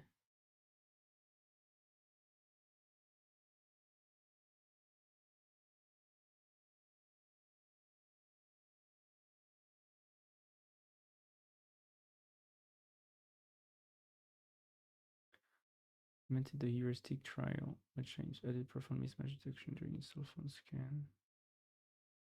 Okay, let's try. Let's try. Huh. Hmm? Hmm.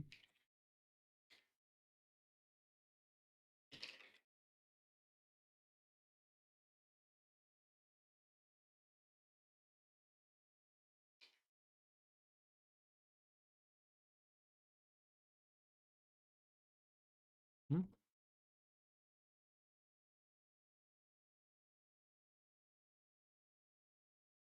Uh, what the fuck? Oh no. Oh, what the fuck is wrong now?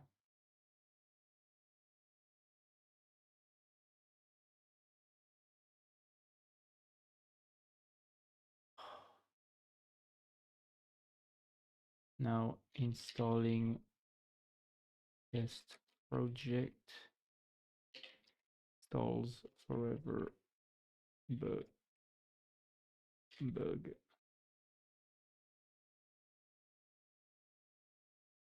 Fuck.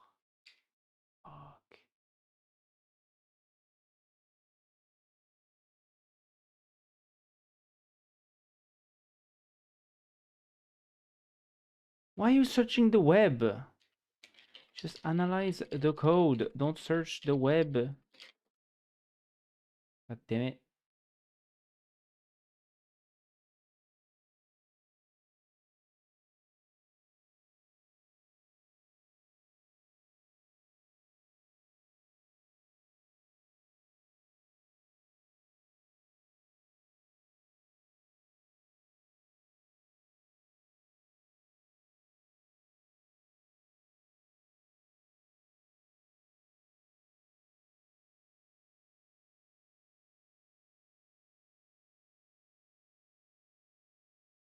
I mean, sorry if you found the culprit. Good.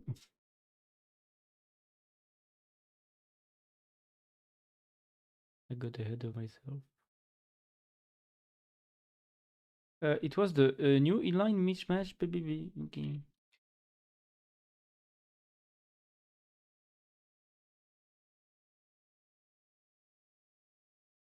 Me no, it still doesn't fucking work. Oh, is it because it's already opened? Wait a minute. Wait a minute.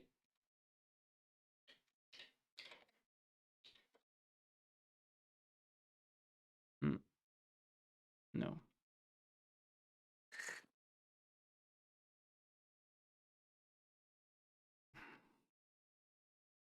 No.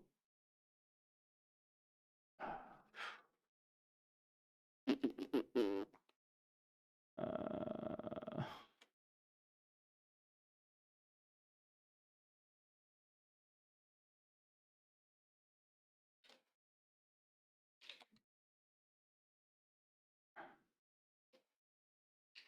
if it works, right? Oh, fuck. It was already not working there. God damn it. Oh. Oh. No. Actually, I discarded all the changes you did.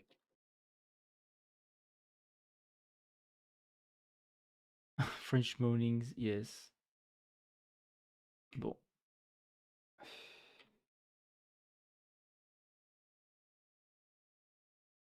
Actually, I discarded all your recent changes related to the FC match, and actually the installing a bug has is also happening. So there is something inside the last commit that introduced this installation stalling bug. Please investigate.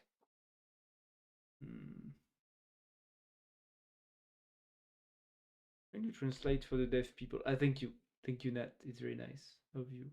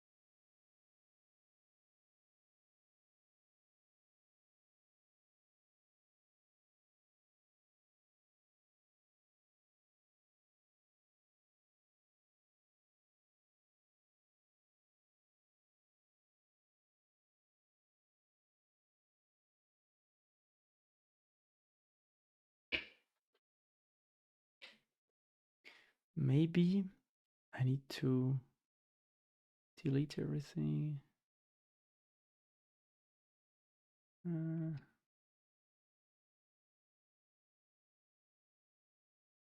This project.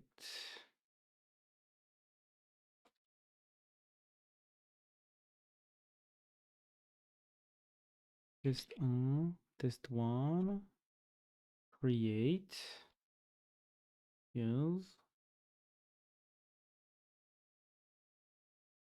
Then I do like Claude icons, yes.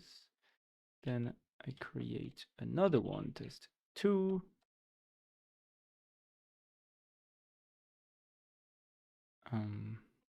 I do like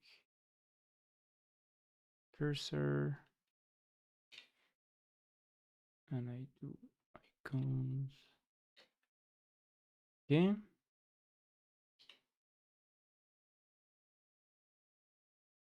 Mm-hmm. Hmm.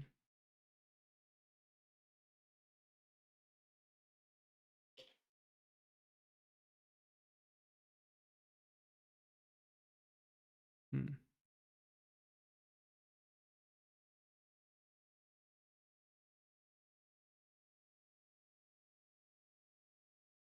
Field.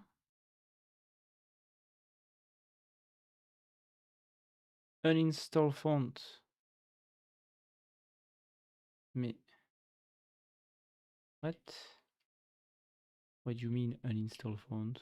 Install font? Uninstall font. But I still remove, at least the removing works fine. Build, build.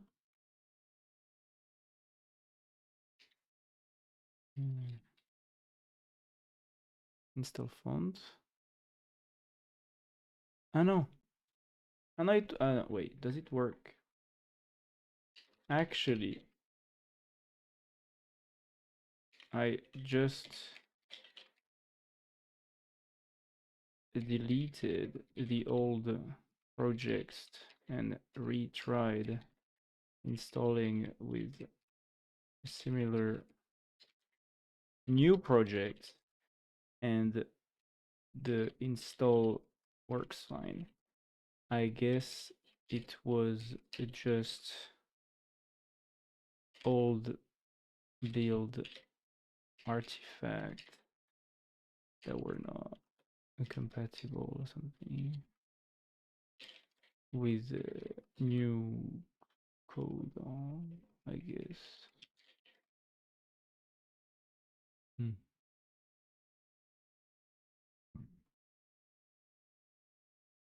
Most likely code was still pre-guarded artifact or metadata. Yeah, that's right.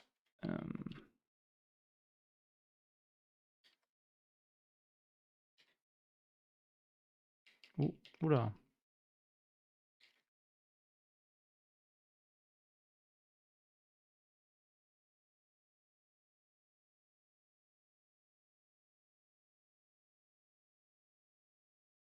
Hmm.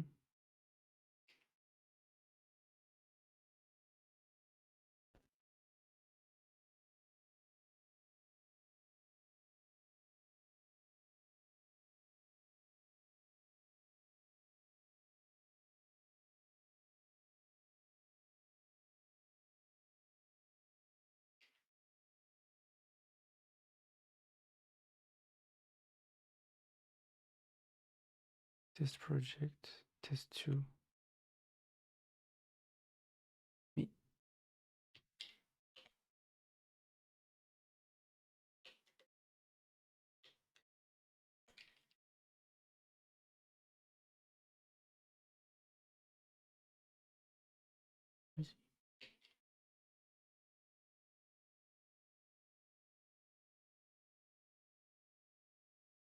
Voilà. Hein, voilà. Voilà. Here doesn't render, but if I open la Critty,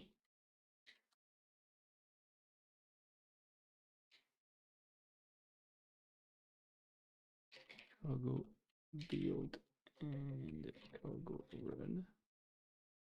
Voilà, it shows up. It shows up. Very nice. Okay. Can add a dedicated cleanup migration command path to simply purge incompatible legacy artifacts in place with this deterministic for older projects too. Wait a minute. Wait a minute. Clean artifact. Old artifacts. Create test 1 and test 2 projects. What we are or hello, our thing are going over there. What is today's issue? The today's issue. I'm trying to make a little utility tool to make custom fonts with images to easily render logos inside terminal UIs without using the Kitty graphics protocol. That's the goal of this little tool that I want to make. So I'm working on that, you know. So you see here, for example, well, it's very small, huh? But you know, here I have like the Anthropic logo and the cursor logo as font glyphs, you know. You can also see the ASCII version, you know, and you can like change how the thresholds work, you know, to create. Hmm? No, no. And this is the Anthropics logo, you know, to be able to have the logos inside the TUIs, custom logos, any image, as long as they are like more or less black and white, you know, to help bring the aesthetics of the TUI a bit, you know, higher than they are today. That's the goal. Do you code we are or where rare? How do you pronounce that? We are or where rare or very or wearer wearer.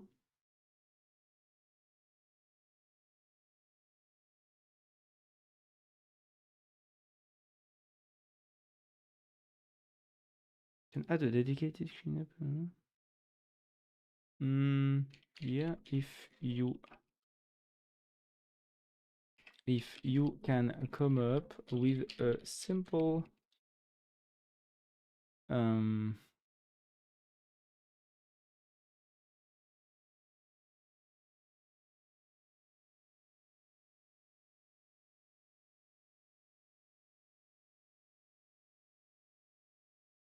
guard, like I love this expression, guardrail. I just want guardrails everywhere. A simple like warning that pops up in red when an incompatible artifact is encountered for whatever reason, that would be good. Just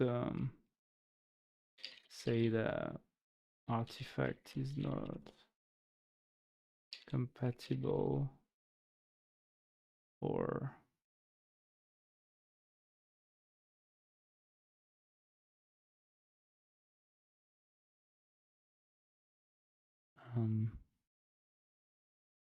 how do you say when something is not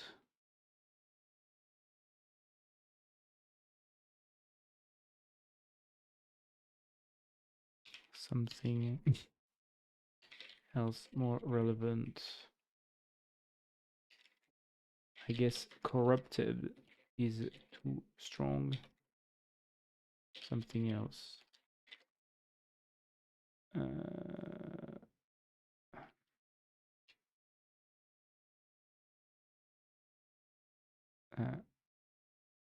This artifact. We are or did you went away? Did you went away? I ask you a question. We are or are you still here? Just say that this artifact is not compatible with something else more relevant. I guess corrupt is too strong something else.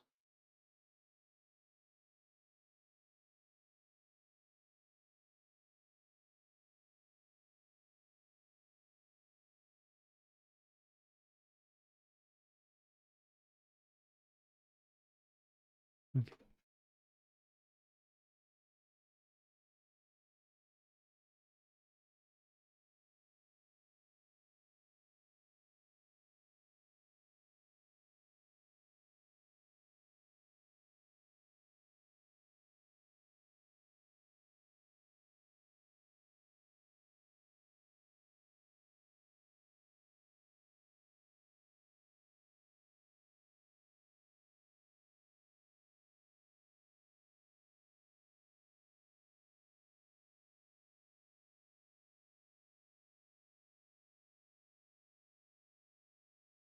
You'll install the text still incompatible files instead of a generic fill string. Okay.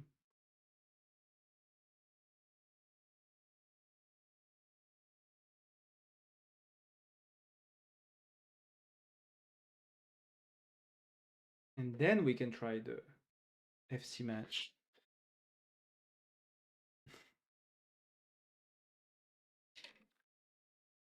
Okay, good. Now we can try the FC match thing to check.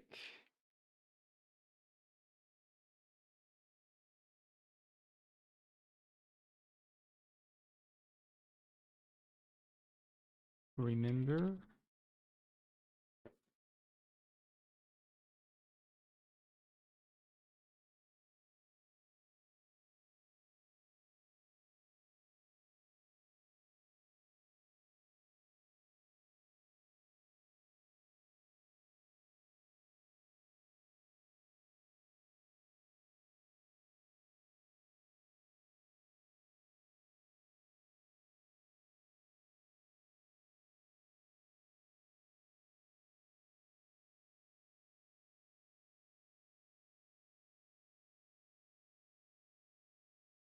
So we are, or he just went away. He came into the stream, he asked a question, he left. He didn't wait 30 seconds. Well, I guess I took like 10 seconds to answer. But I was not like that slow, right? To answer his questions, no?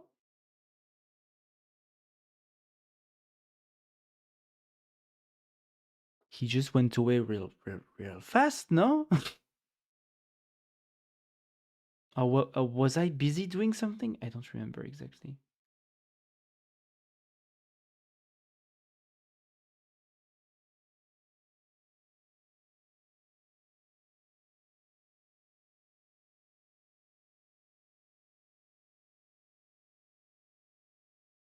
No. Now what? Now I wasn't fast, or now he just wants to know.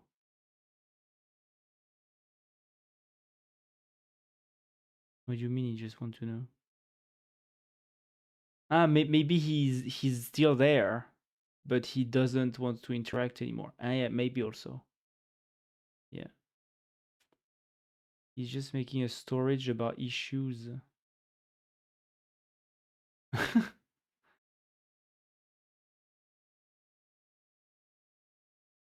Yeah, yeah, I guess.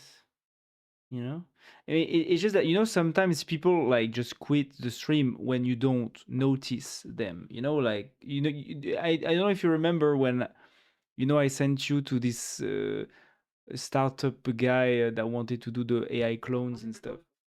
Ah, fuck you.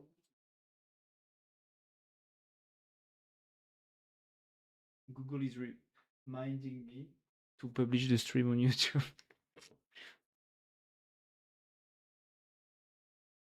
What is the issue today? Then puts this inside the DB. Yeah, I guess.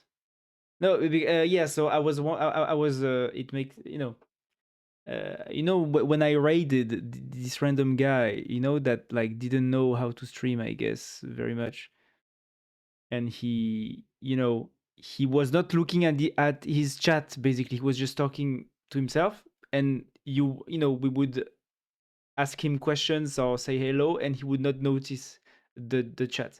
And unfortunately, when you are not used to stream, it can happen very easily, you know, because yeah, like it's hard to keep two things at the same time, and that's why I did the pops, right? Because when you are a small streamer, you can miss the chats very easily because you are focused on something, and somebody randomly comes. So I understand that, like, unfortunately, when people come into a stream, they ask a question or they say hello, and the streamer doesn't register that there is a new message. Well, yeah, you just leave, because well, like, the small streamers are nice because you can interact with them. So if there's no interactions, of course, there's no point. You know, you would better go watch a big streamer where you can't interact, but I guess you have the entertainment.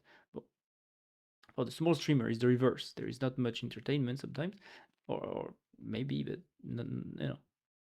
especially for me, there's no entertainment. And so, yeah, when there's no interaction, you just leave.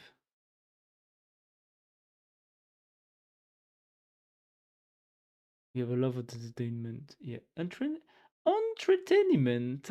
Fuck this word. Yes. You know. So I'm like, maybe it was like that. But I think the guy like expected me to react a bit too fast, huh? Especially since I'm busy doing my stuff. Like, can you not wait 30 seconds? Come on, you know.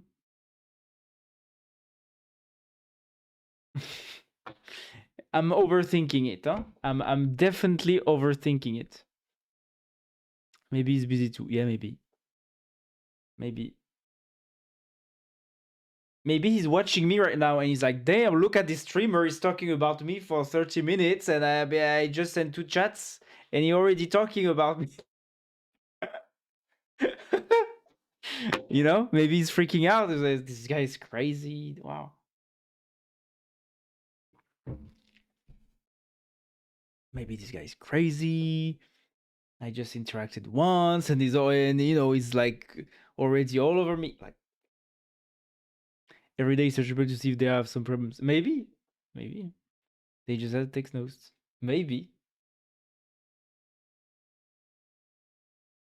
Maybe you can confirm. Can you confirm we are maybe still there, you know? That would be funny. Can you confirm?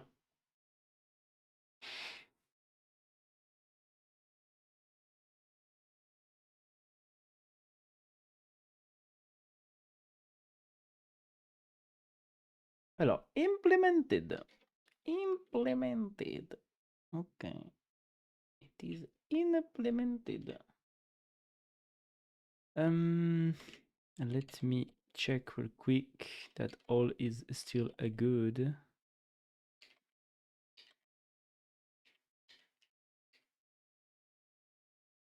Okay. Well, yeah, it's still, I guess it's still okay. Removing. Installing. Yeah, it's okay.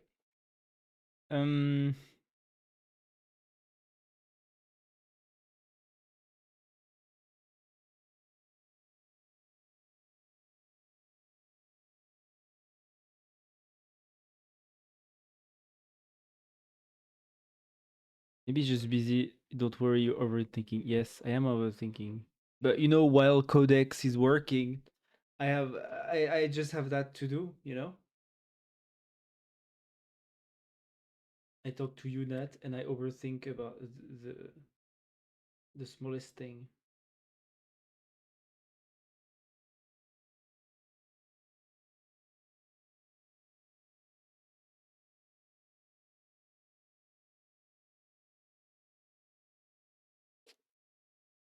What is this emote? Rage. Yes.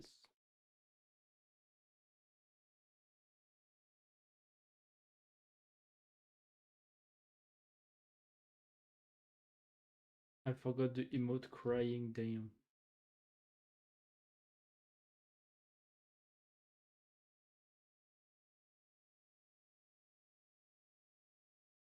The emote crying? Ah, on your emote sets.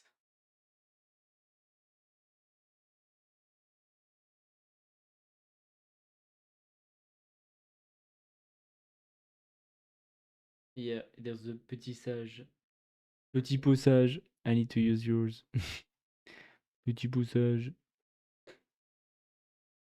Is done. Is back with petit FC match. No, wait. Whoa, my brain is. I don't know. FC match is back with hard safety limits, so it won't hang installs. Yeah, but one code point proper font, global cap, kills on timeout. Oh fuck, I should have.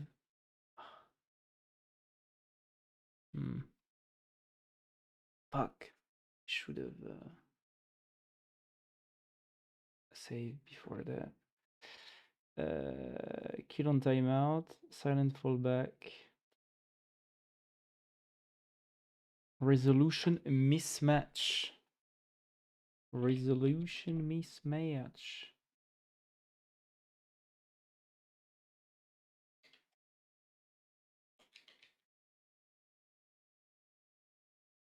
Huh? Oh no. Oh no. What the?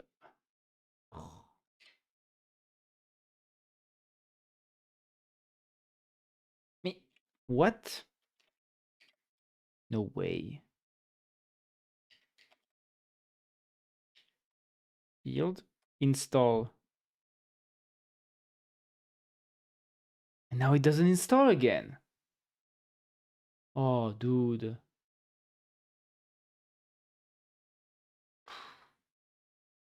That sucks. What did I save? Okay. Now it stalls again. Just reverse the latest FC match thing. It doesn't work anyway.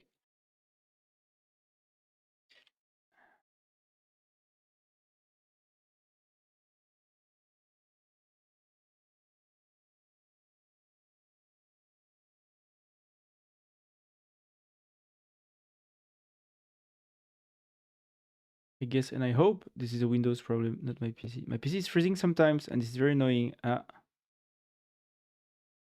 I don't have money. I don't know. Freezing. Hmm. Freezing.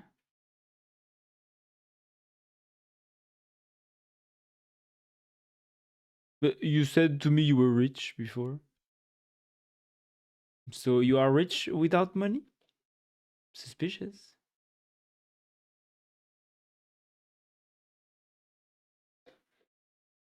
It's like 1 FPS and back. My spirit is rich. Wow. That's so deep, Ned.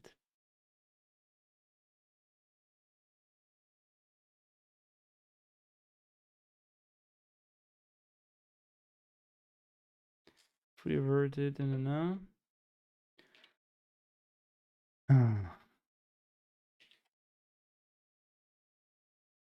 God.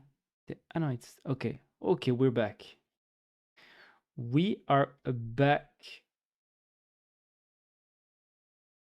Let's try to search online for a way to notice when to detect when something is not rendering properly, like a font or something inside a running terminal. Not FC match because it doesn't work. It doesn't work here. It's like 1 FPS and back. I guess it's maybe your RAM is full, right? The only time it happened to me is usually when you know, the RAM, like maybe too many you know, Chrome tabs, stuff like that, you know? Can be the SSD. Mm. Depends on what.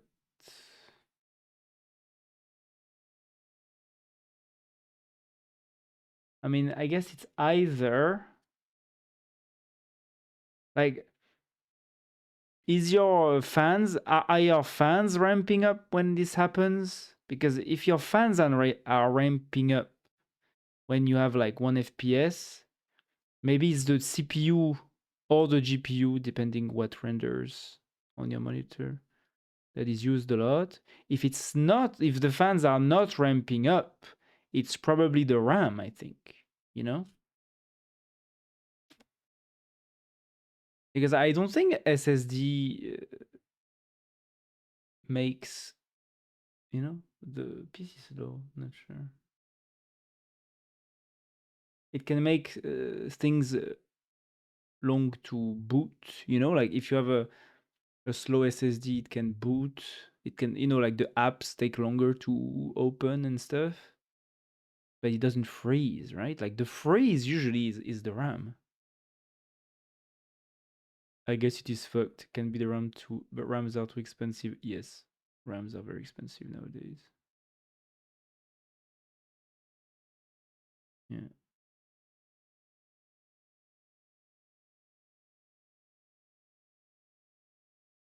It's not freezing, it's like very slow. Yeah.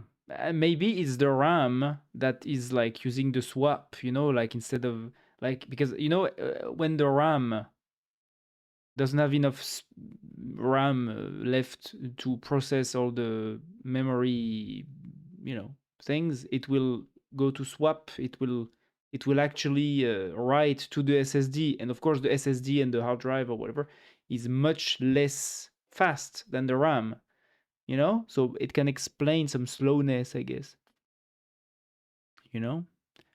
uh, at least it would make sense. Too bad that Yannick is not there, because Yannick has had this problem recently where he had some of his RAM writing to the swap space, on the SSD because the RAM was overflowing. And I think it can make your PC very slow. Everything stop, not the mouse, and then back. Maybe, but this does not happen on Linux. I don't know. I mean, like on my on my old laptop, something weird happens because, like 1 month ago, 2 months ago, I used it for my OpenClaw and it was working like fast enough with Linux. But since like 3 weeks or so, it has become very slow compared to before. So slow that even like the basic CLI commands of OpenClaw in this old laptop now do not work anymore because the CPU takes too much time, or like to actually do the work, and so it times out a lot of time. Like, but it did not used to do that. So I don't know if something changed on Linux recently, a kernel update or something that makes, I don't know, certain CPUs slower or something, because it's very weird. Because it was not as slow as before, but it is slow now, and I have no idea why. So yeah, you know. So I'm also wondering. It kind of was suddenly 3 weeks ago or so, like around a month ago, we started doing this for you. I'm thinking about changing my CPU and motherboard. Yeah, I mean, of course, it will. It might. 1 month ago, kinda. Yeah, I mean, just the same time that my old laptop started acting way slower than before. That's weird. I don't know. Maybe some. Maybe there was a weird like kernel update or something that made maybe some Linux systems slow or something slower. I don't know. That's weird. Mm. Alors, short answer from the docs. There is no universal, reliable runtime API to detect a disagree rendered wrong. Why? Terminal what exists is not universal. Terminal specific escape feature. Kitty graphics protocol. Yeah. Yeah. Bon. Mm.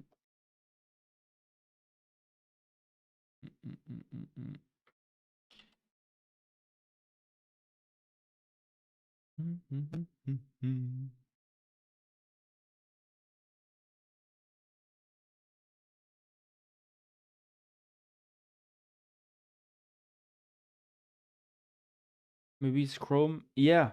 Yeah. Yeah, but it's just that it's weird that it happens now, but it didn't used to happen before. Like, did you, because you didn't change your habits, right? You are not using Chrome more now than you used before, no? So this is weird. No, yeah, right. So this is weird.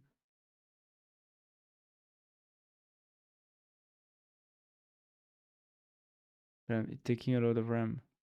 Ah, yeah, maybe. Ah, yes, maybe. Maybe, yeah, something like this. Maybe some extension leak. Ah, yeah, maybe there's a leak somewhere. That's why it uses a lot of RAM, maybe. Do you have an extension or something that you added a month ago that maybe has a memory leak? Oh, yeah, I mean, actually, maybe that's the most likely. Maybe there is something on your computer that you installed or that you updated. So it can be a lot of things. A month ago, that leaks memory. And so when it leaks memory, at some point the RAM will overflow and it will, yeah, become so. Nope. Yeah, I don't know.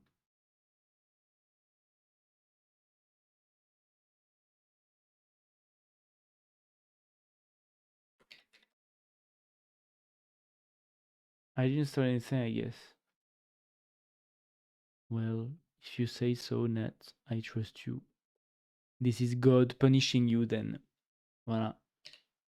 That's the most reasonable explanation, I'm afraid, Nat. You are punished by God. X videos, that counts. That shouldn't count. That shouldn't, no, because it's just on the drive, you know? Or, yeah. Or maybe someone installed a crypto miner on your PC, I don't know.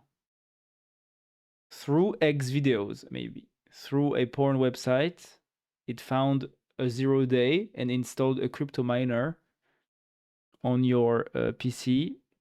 And now, voilà, you are punished by God for your sins. I think that's what's happening, Nat. This is terrible. All my Insta stuff. Yes. This is God punishing you. You know? Voilà. You searched, you know? You fucked around, you found out. That's right. I'm sorry, Nat. This was bound to happen.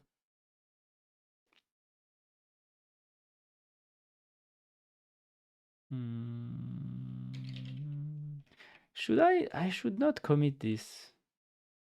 How do I?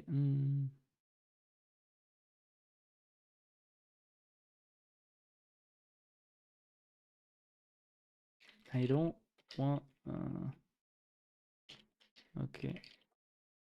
I don't want to commit the project to my GitHub. Is there a way to say to like classify test one and test two projects like things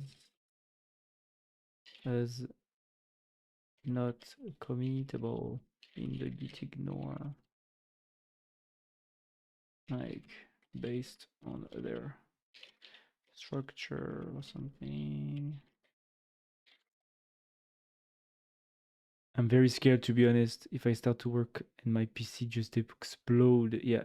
Do they give you a laptop, or do you have to use your own PC? Or do you have a PC at the office? How does that work?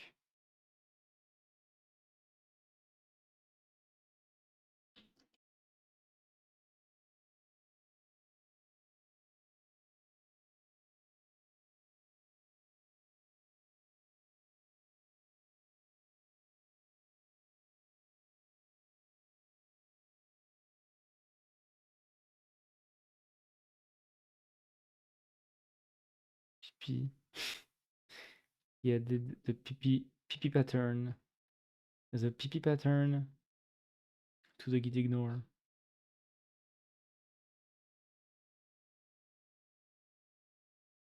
Ah, yeah.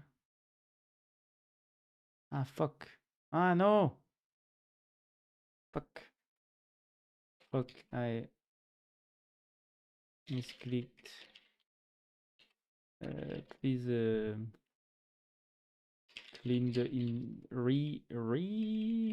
clean the index and commit and push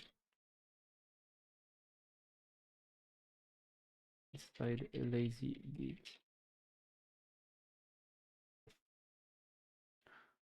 Computers are so expensive. Yes, nowadays, yeah.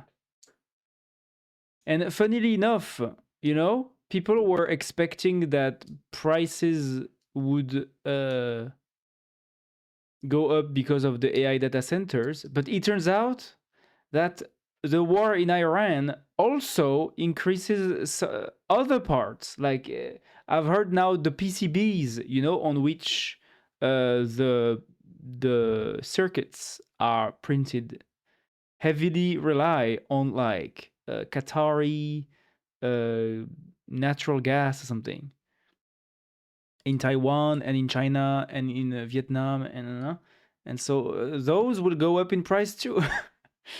So not only the AI is going to continue to um, bring prices up, but also the war in Iran now, and the cherry on the cake would be if because the war in Iran goes on for too long, now China decides that it's the good time to attack Taiwan. Now that would be because then TSMC is going to nuke all of their factories as they announced they would to prevent China from controlling the semiconductor uh, market. And so now we won't have any new computers even buyable for the next 10 years now if TSMC nukes, destroys their own factories. That's great. That's such a great thing. We live in such a good era. That's why I'm not selling. I'm keeping all my old computers, because just in case. Just in case Taiwan destroys their factories, we won't have any new computers to buy for the next 10 years. So, that's also why I decided to buy my new computers right now and not because I was planning to change my old laptop like next year or in 1 or 2 years, But actually, given the context, no. I decided that I need to change it now.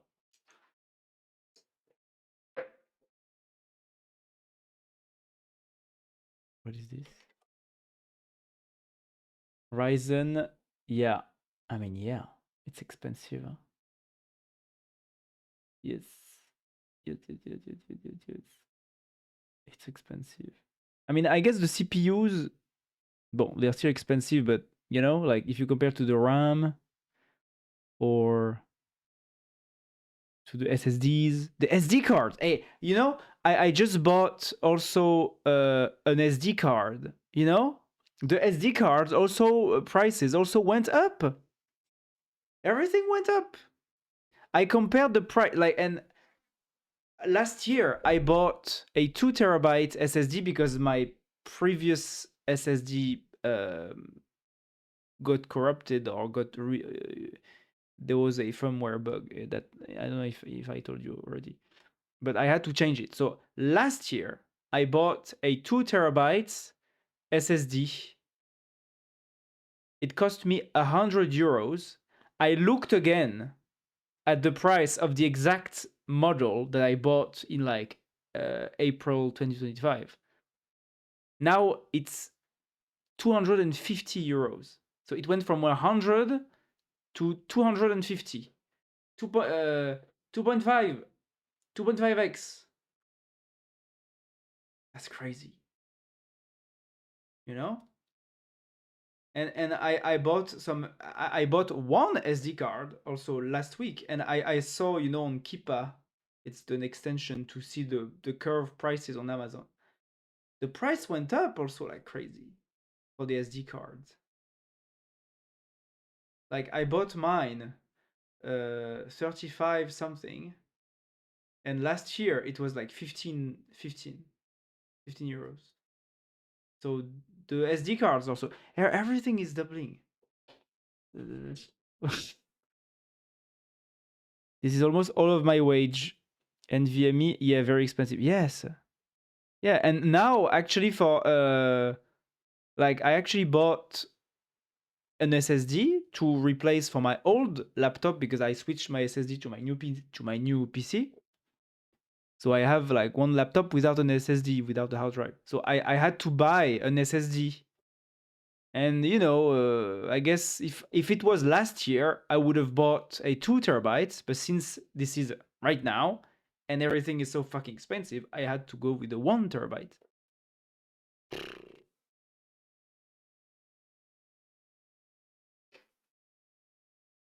I even hesitated with the 500 gigabytes because it's too expensive. Too expensive. Yeah. Yeah. I'm not like I'm not buying any computer parts anymore until 2033. You know? Voilà. It will have to work.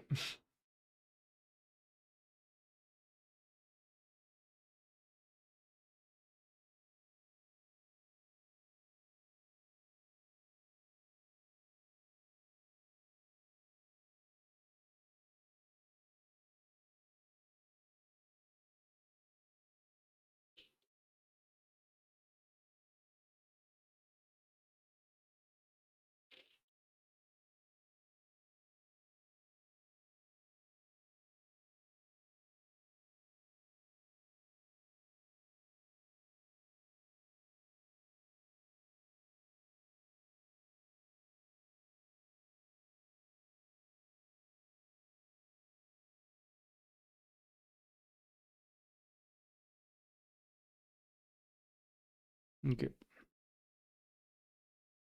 Up. Okay, now.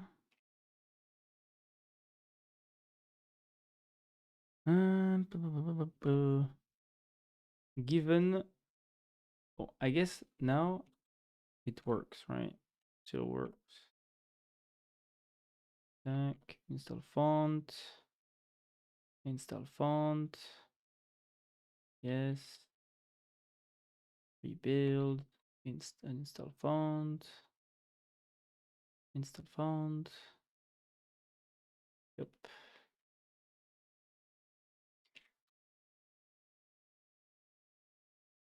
Yep.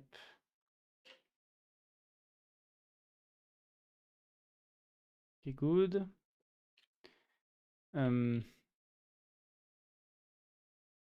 Without losing in sight what all we did here. I'm searching for a motherboard plus CPU. Yeah.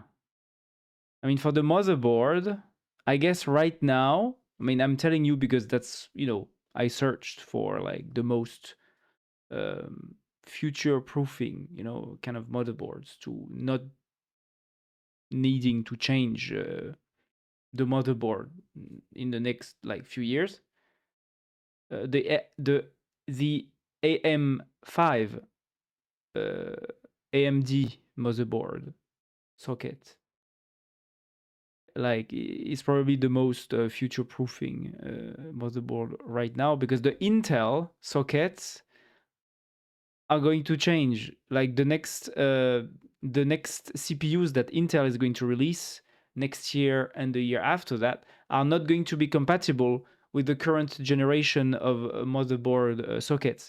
So like if you want to buy a motherboard that will last you for years, you need to take an AM5, AMD CPU, an AM5 motherboard.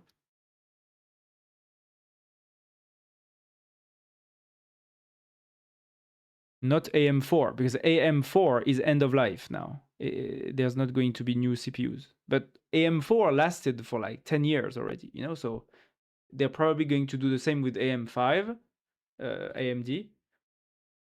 So that's good. It means that if you buy an AM5 motherboard today, then 3 years from now, you can update to a new CPU because the new CPUs that are going to be released 2 or 3 years from now are going to be still compatible on the AM5 and probably more, maybe in 5 years, 6 years too. So yeah. If you want to change the like now is not a good time to buy an Intel motherboard. No.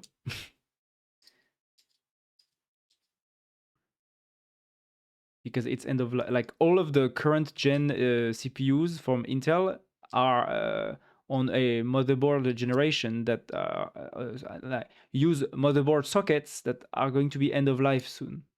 So it's bad. But AMD is going to last, you know? I'm taking between two right now. Okay.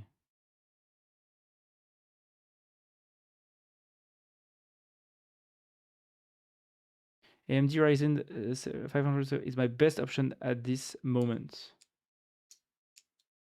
Let's see. Ryzen 500 GT and AMD Ryzen 500 X.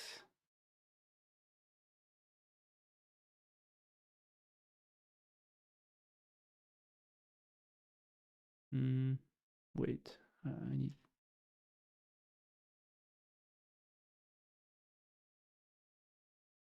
I mean, yeah. Yeah, it's good, I think. And even like, I think in terms of like best value, on the best value, like, you know, in terms of like CPU mark per price, Ryzen 7. Yeah, like it's pretty good. Look, it's near the top. Look, AMD Ryzen 7 500 700X. You know? It's very good bang for the buck. Right? A very good bang for the buck.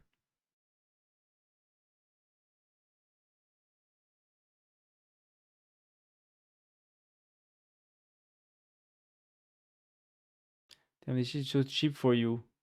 God damn, I hate Brazil.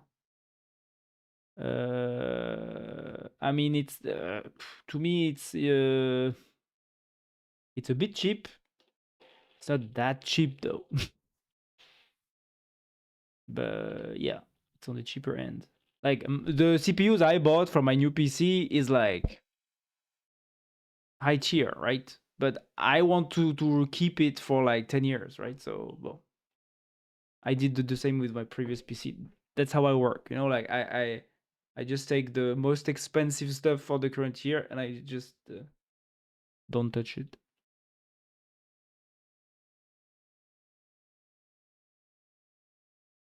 Look, let's suppose that you earn 2K in wage, which is the median value. Yeah, you can buy almost 10 CPUs. Yes, yes, if you don't have to pay for other things, of course, you know, because you do have to pay for other things usually. But yeah, yeah, for sure. I mean, in France, I guess 2K is the median wage. 2K euros is the median wage. Is it the median wage? No, the median wage is probably lower actually. I don't remember. Median French wage euro. Oh no, actually it's way above that. Ah, yeah, bon, you need to take into account that there's a lot of boomers also that earn a lot. Like when you start as a young person, you do not earn that. This is like, this is crazy. I'm surprised that it's that high actually.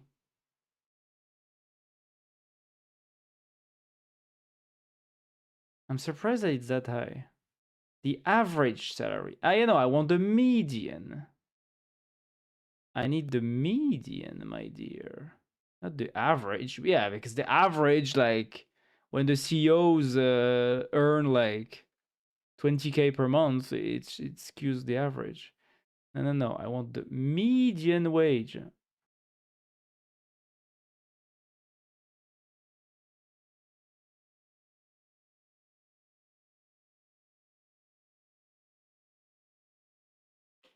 Median. Voilà. Net. Voilà. Yeah, that's more like it. The median net salary in France is, voilà, 2000 net. So that's outside of the taxes, you know, for the social security that are paid by both the employer and the employee.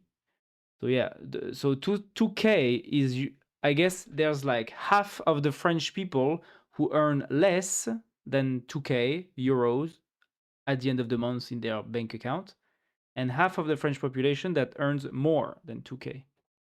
So yeah, that's the median salary. Yeah. I mean, in my job that I stayed in 2 years ago for like 6 months, as a data engineer, junior, I was earning 2,100 euros, you know? So slightly above the median.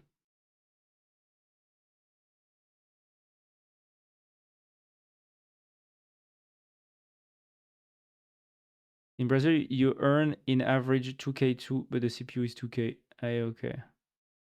Search for the Brazilian median. Brazil median wage. Countries, medium salary, which sits at 8,000 BRL or 700 USD per month. Oh, really? No? It's not true?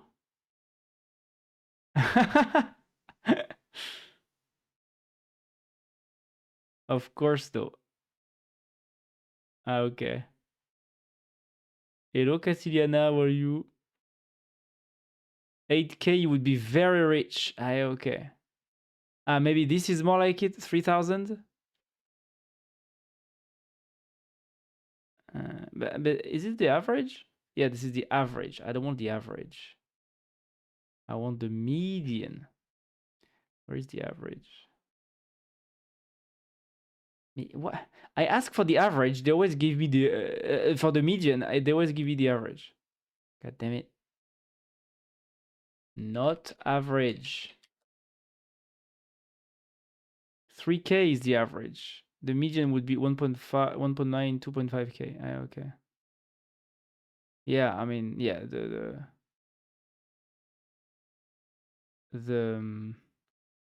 yeah, the minimum wage is 15. Yeah.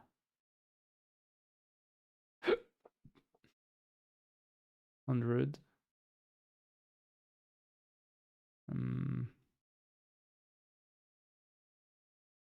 Semoglu wage distribution.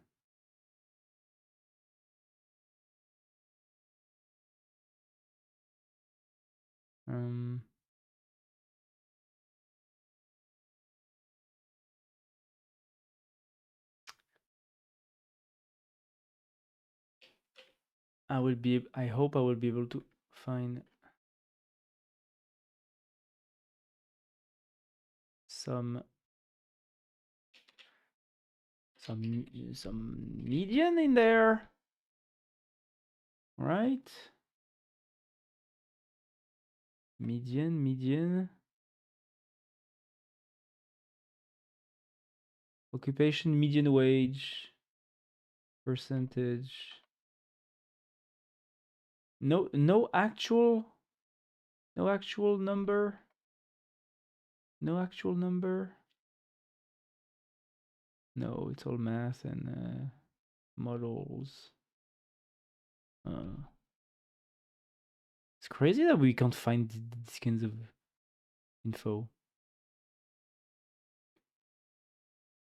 The minimum wage is 1.5, but we pay a lot of nonsense taxes, so you will earn in true something like 1.3. Okay. And the CPU costs like 1,700. Yeah, okay. Yeah, so the CPU is like a month. Yeah, worth.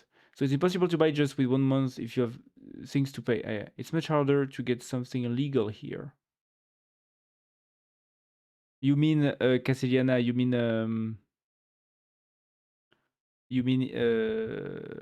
like the wage? Do you mean it's hard to get a proper wage?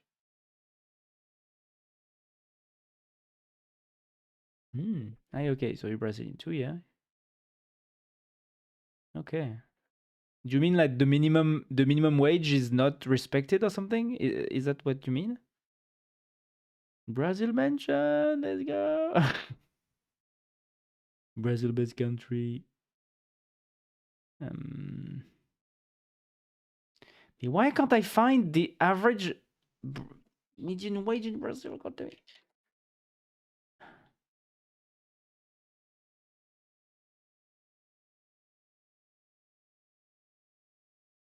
I'm just going to ask Gemini.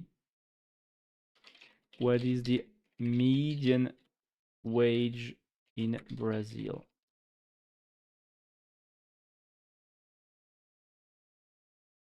In 2026, the median wage is voilà, yeah, it's exactly what you said, Nat. 1900s BRL. Yeah, so it is important to distinguish the median from the average, which is significantly higher due to high income inequality. Ah, yeah, voilà. So the median, yeah, it's 300. Ah, yeah, so yeah, like one good CPU, you know, like the Ryzen 9, this one, yeah, it's like 1 month of salary, of median salary. Yeah, that's very expensive. Yeah, I see now. I understand. But is now is the moment. What is the best country? It's Brazil. Brazil best country. Brazil best country. This is my moment now.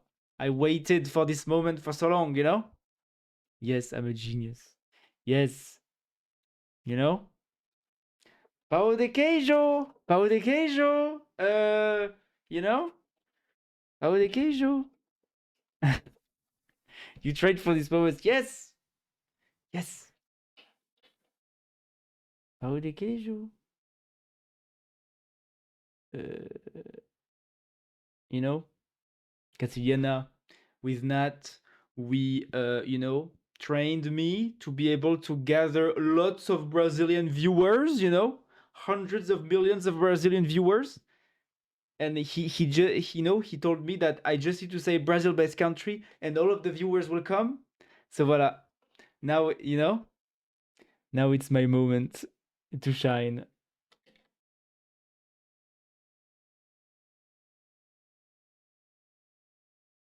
Yeah, so indeed, I understand. Yeah, the struggle is hard. Cassiana, I told him, you just need to put on the title learning Portuguese and done.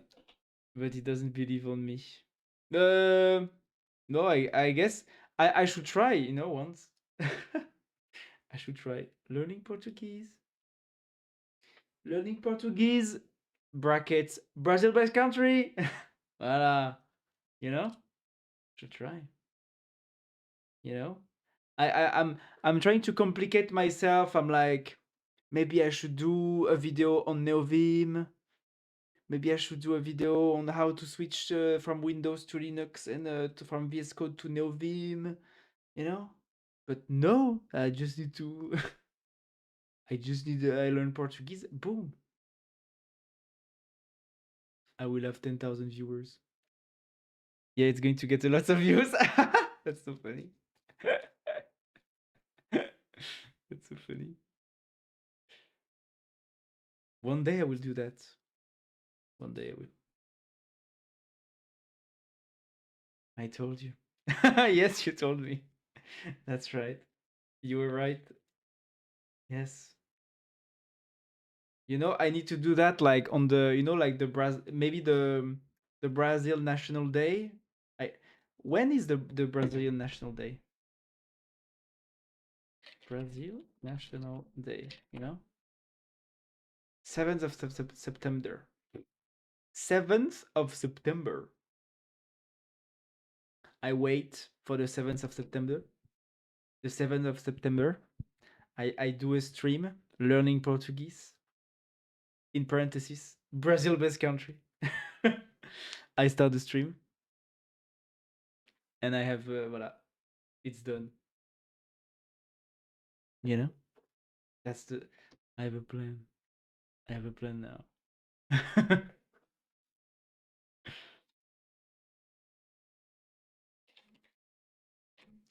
Without losing insight of all we did here, let's add a feature let's allow the user to be able to drag images inside the TUI, whether the home panel or in the glyph panel, to add images to the icons folder of the active project. If the home panel is selected while user drags the image. Oh, it's almost 2 a.m. I need to leave. I'm sleeping too late nowadays. I'm sleeping way too late. I'm trying to get to bed earlier, but I just don't fall asleep. I guess tomorrow I will just wake up exploded early, and I will just have to be tired to go to bed tomorrow, because like, you know, I tried to yesterday to go to bed and then fall asleep maybe when I'm not tired, but I just keep thinking about stuff, and I don't just I don't sleep. So I guess I need to just wake up early to force myself back into a more reasonable schedule. If the home panel is selected, well, we should switch to the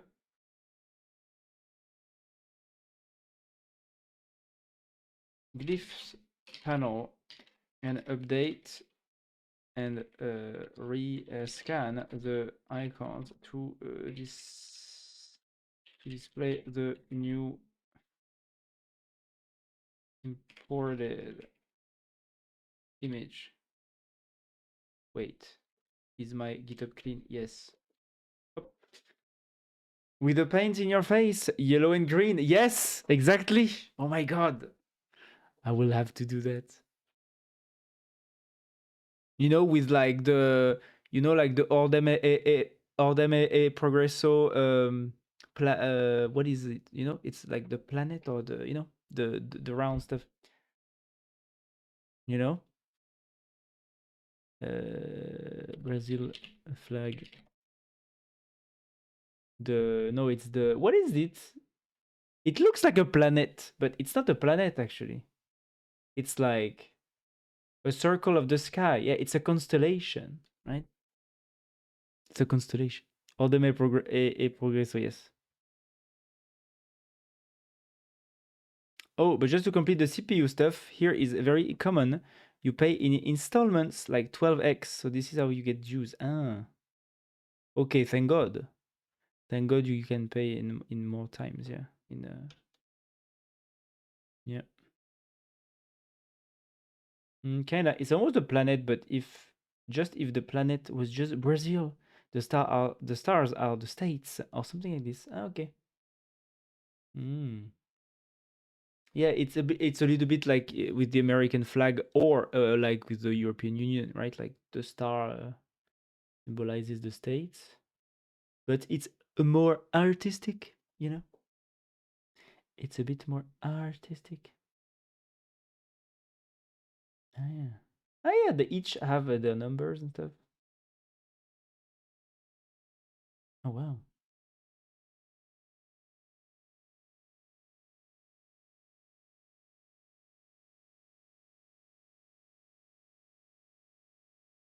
Brazil number star. Brazil number star.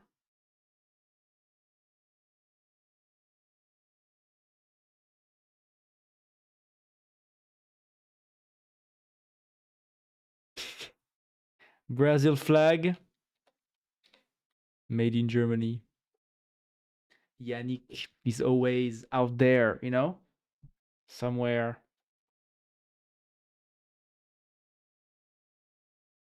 Ah, yeah, yeah, yeah. Yannick always, you know, out there. Stealing the work of the good old Brazilian flag making manufacturing industry, you know? stealing your flags making with the high Germanic engineering qualities. This is a this is a scandal. This is not correct. What the hell? 66 euros? Yeah, this is how Brazil is getting money. Always a German guy. Yes, it's always a German guy that manufactures everything with their Deutsche Qualität. Aïe, aïe, aïe.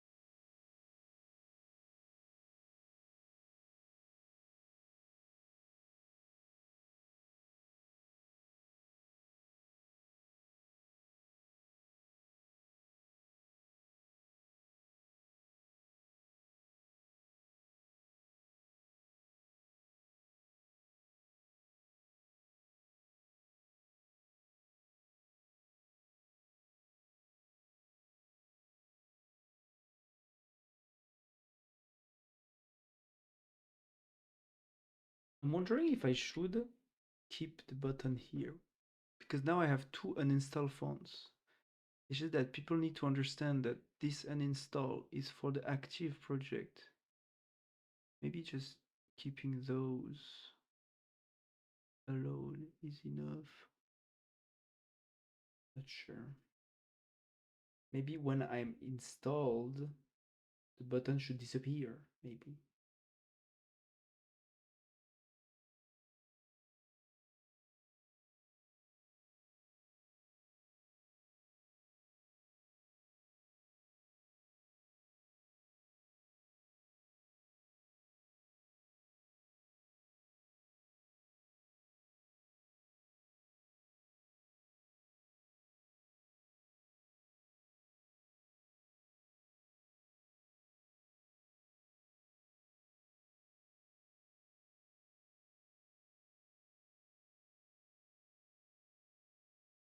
Why am I doing the duck face when all of a sudden? I don't know. I will stop right now.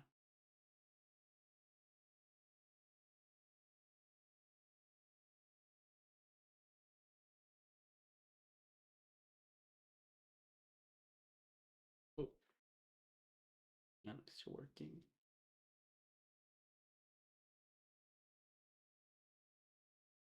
I'm adding regression tests now. Very nice. Oh, look at all this code. Do you remember that? Like, do you imagine that if I didn't have this fucking clanker, I would have had to write this myself? It would have taken so much more time.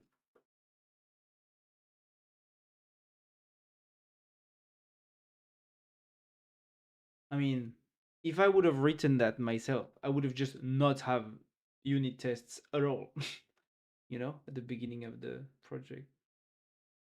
But now I can because yeah, it's fairly easy, you know.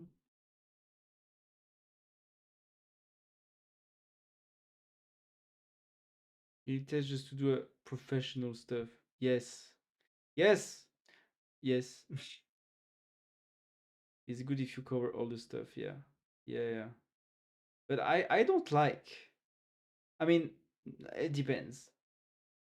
I like code coverage. I mean, I think code coverage justifies itself when the project is actually like stable, you know? When you know that like some functions or some features should never be changed because it will break compatibility with so many things or whatever, Yeah, you need to add the tests there. Yeah. But to me, like, it's like 100% code coverage means that your project is almost finished, you know? I mean, especially if you are coding it manually. But I guess for with the clankers, it's less obvious. But you know, like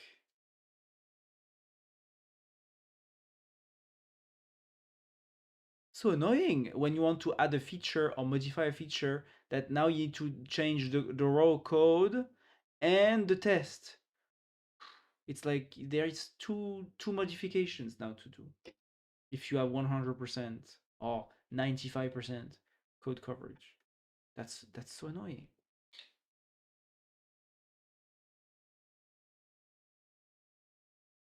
I'm of the club where I think unit tests should only be put in things that you don't want to, you want to stay in place, and that should not be, moving around. But otherwise,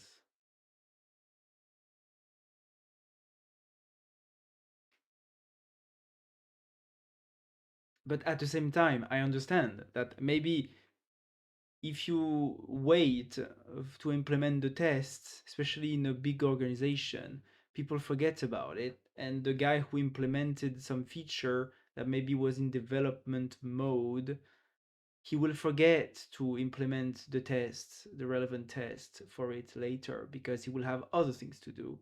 And so he will forget, and then you have a feature that doesn't have a test, and so now there's somebody changing it, and now everything breaks. And so, but I can understand, especially in big organizations, why you would require every new thing to have its own test. I can understand that. It's just that I guess for my, as I often say on this stream, but yeah, from my perspective of creating software solo, um, for now, soon maybe not solo, because I want to create a startup, so I need some co-founders. Yeah. Yeah. Like tests are just a good way to stabilize things. So if you don't want to be stable, or at least if the stability can be nicely determined by like a commit, you know, in your GitHub work tree, I guess it's okay. It's good if you're a professional. Look, fuck this word. I don't know. I would like to do more, but I barely do. Was mandatory when I worked for Java. Yeah, but you worked, I guess, in a big company, right? Like with lots of code and lots of people contributing, and that totally makes sense if you are in this context, you know, because like you need when there's many people contributing to the same code base. I think you need to be aware if your change breaks some stuff that used to work, right? So this is very useful to have tests there, I guess. You know? So yeah, like I would say as soon as there are more than like 4 or 5 people intervening in the same code base, I would totally understand why every change you make to the code base, you need to have to add a test for it, because like when people lose track of who is doing what, who added what, and there's like so many things going on and nobody can keep track of. Yeah, the tests are the one thing that keep track, of what is breaking or not. So I can understand. I have in mind like this anecdote that the guy from my job gave us.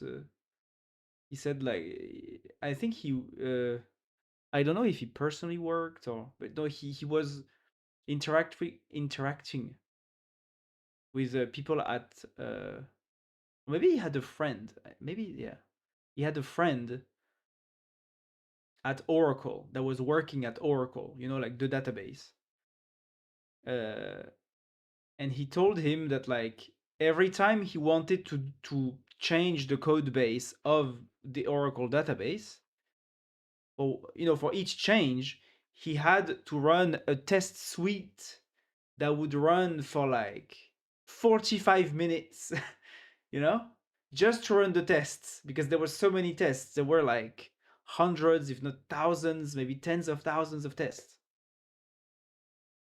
Um, you know, but in a way, it allowed Oracle to never regress. You know, there was no regression in the Oracle, and like according to this guy, the Oracle database was probably the database that was the best at like coming back onto its feet when it encountered a weird state or whatever. You know, because there were, yeah, I guess like you could do anything with the Oracle database.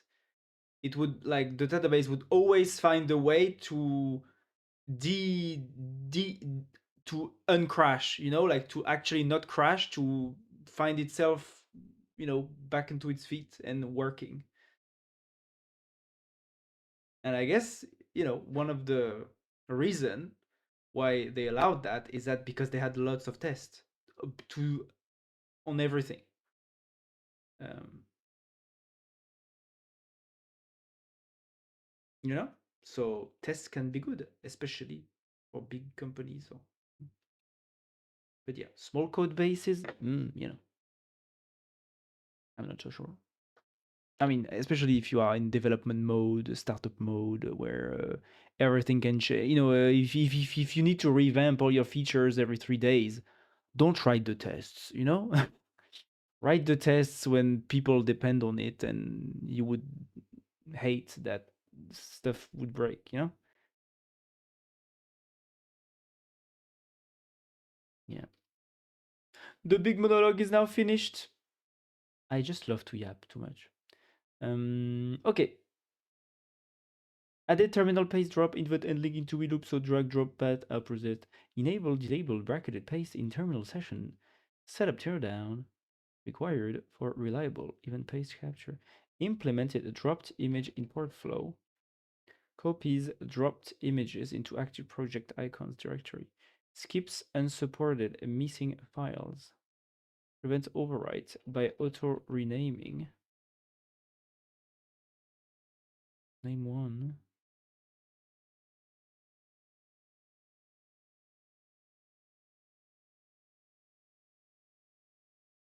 Copy dropped image. Skips unsupported missing files. Prevents overwrite by auto renaming. Skips when drop tool is already the same file in icon. Auto rescans glyphs. If user is on home, auto switch to glyph after success. Import after drop. Added drop path parsing helpers. Updated empty glyph guidance test to drag. Okay. Test added. Okay.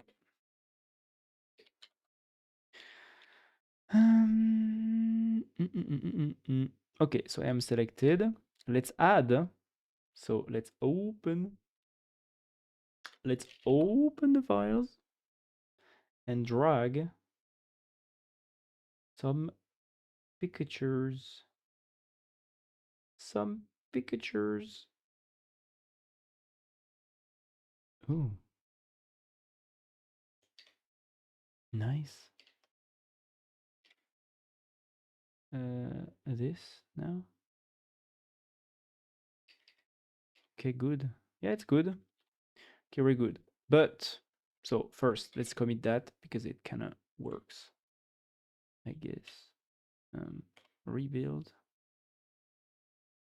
Do I need to auto rebuild maybe when there's a new? I'm not sure. Maybe not. Wait, rebuilding, building. Oh, what's going on?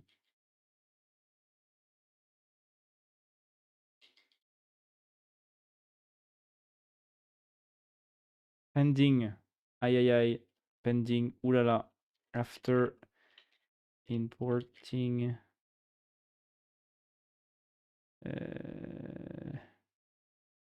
Images. I tried to rebuild, but it kind of crashed. Now it's in pending, and yeah, something is wrong. Is it because of old artifacts? Not sure. Ooh la la, I'm at 4. Well, I need to stop soon. Anyway, I don't. My codex usage is at 4% for the 5 hours. Yep. So I need to stop. Anyway, it's too late. Anyway. Ba-ba-bum. Ba-ba-bum. Wee-wee. Ba-ba-bum.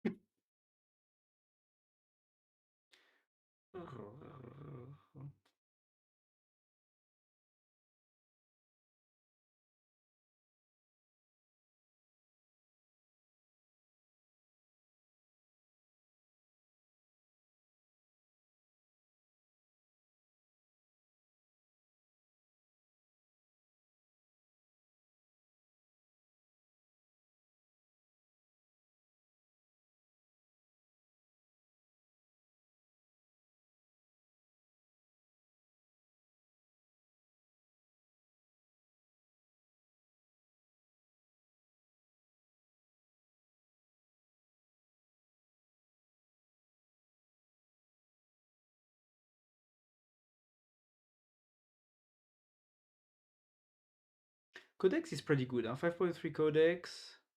It's pretty good. It's pretty good. Like it lasted for the end almost. Yeah, it stops in an hour. My session, my 5-hour session. Yeah, the $20 plan is good for 5 hours, roughly speaking. Because like I could code. It allowed me to code for 4 hours fully, almost. Bon, now yeah, 4 hours.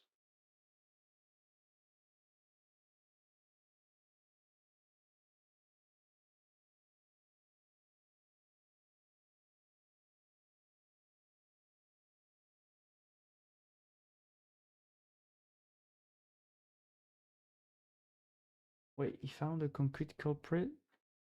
Register range expansion can fail when a project grows and its right side is blocked by another project, even though a valid non-conflicting range still exists. For example, by expanding left while preserving existing locked code points and patching the allocator logic now. Are you sure? Are you sure?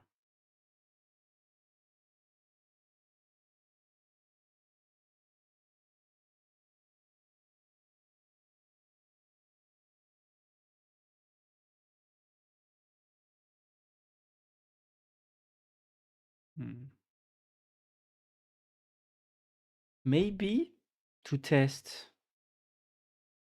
maybe like a last session log could be useful.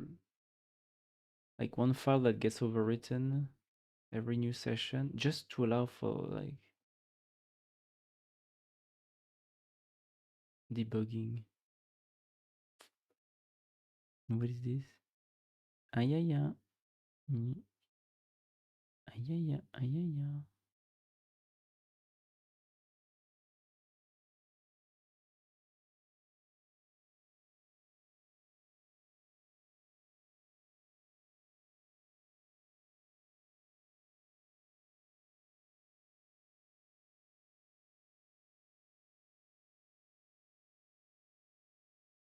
It's crazy. Yeah? I'm building this application in Rust and I don't know Rust. I'm in the process of learning Rust, but because AI is so good now, I can just build the app first and learn Rust after.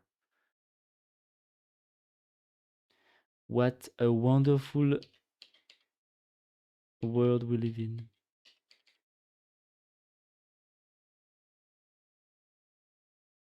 Mm-hmm.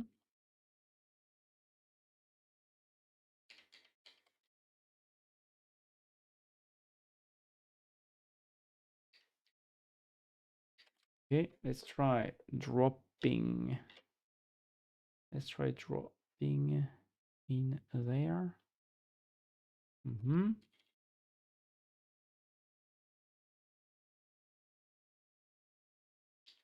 Rebuild. Okay. Rebuild, rebuild, rebuild. Wait, if I rebuild, I need to reinstall too.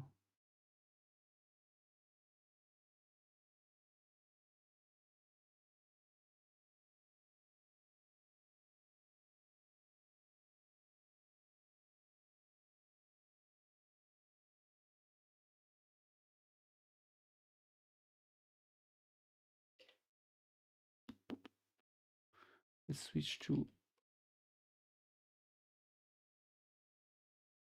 I have to switch 4.5 mini to finish this. Bon, let's just. I guess it kinda solve this. I hope. Oh yeah, yeah. You've hit your usage limit. Fuck. I'm at 0. Am I at 0? Yes, I'm at 0. 0. 0. I need now to write my commits. I need to write my own commits like a peasant. No clanker to help me anymore. This is so sad, guys. What was I trying to do?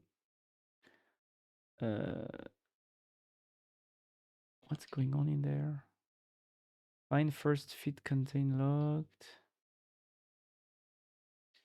Oh yeah, it's the look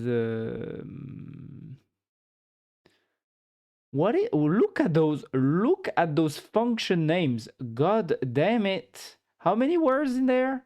1, 2, 3, 4, 5, 6, 7, 8, 9, 10 words in one function?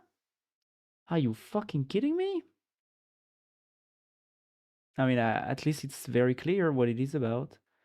Dropped image with completing name is renamed without overwrite. Is that actually standard? Is that actually clean code to write these long ass function names? I mean, I guess you don't need comments, right? This way. Yeah, I guess that's the point, is to minimize comments. Yeah, no, it's good. I would prefer that to comments. I remember last year, AI was writing a lot of comments in the code. Not anymore, huh? Not anymore. Or maybe, is this what I put into my agents.md?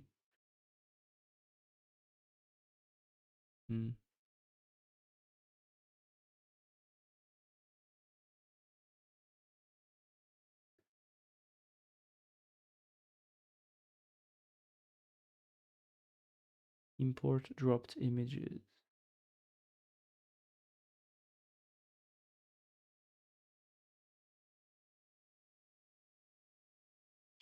Yeah, so feet.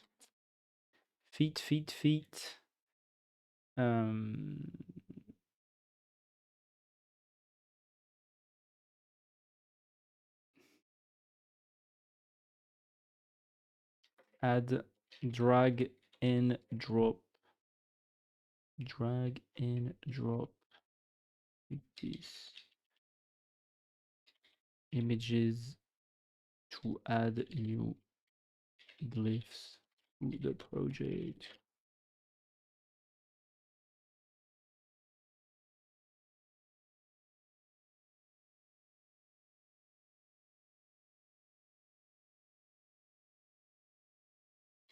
New images to the selected project. Hop. Voilà. And maybe I can now finish with Gemini.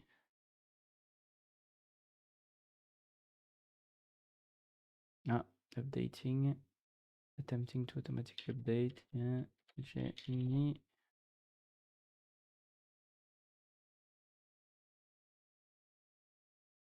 Change the behavior of the uninstall font button in the current project card. The button should actually switch between install when the font is not installed and reinstall for reinstalling the font when I add images to it, I rebuild it, and to update the installation, the installed font, I guess I need something that that updates this, I guess, by uninstalling and reinstalling would be the most straightforward way to do that. Keep the uninstall font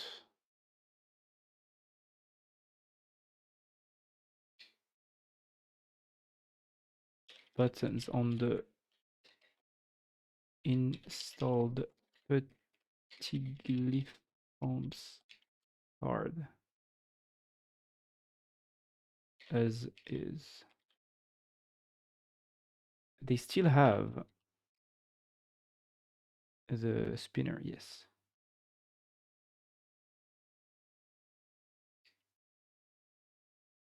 What do you mean pending? What? Pending? Oh, fuck. Why I have to... I would have to...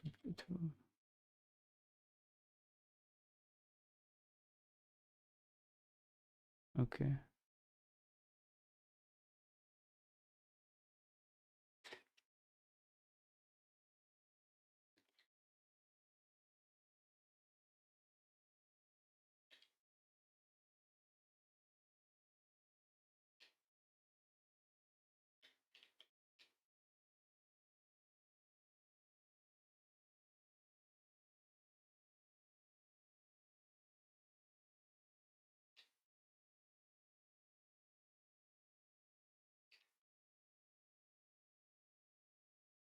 Okay. And then I will leave. Oh, it's too late. Huh? It's way too late. Tomorrow I'm waking up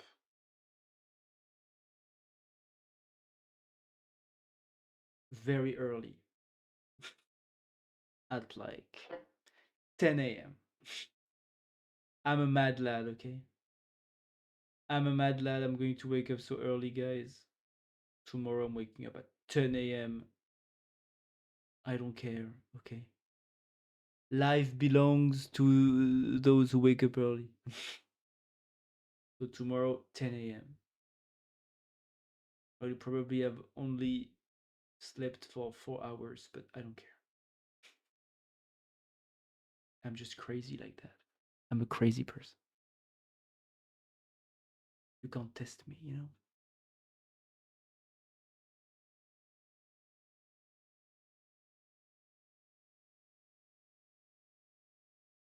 Whoop. Behold the clanker! Meanwhile, I use my fidget spinner while the clanker is working. That's right. This is AGI, guys.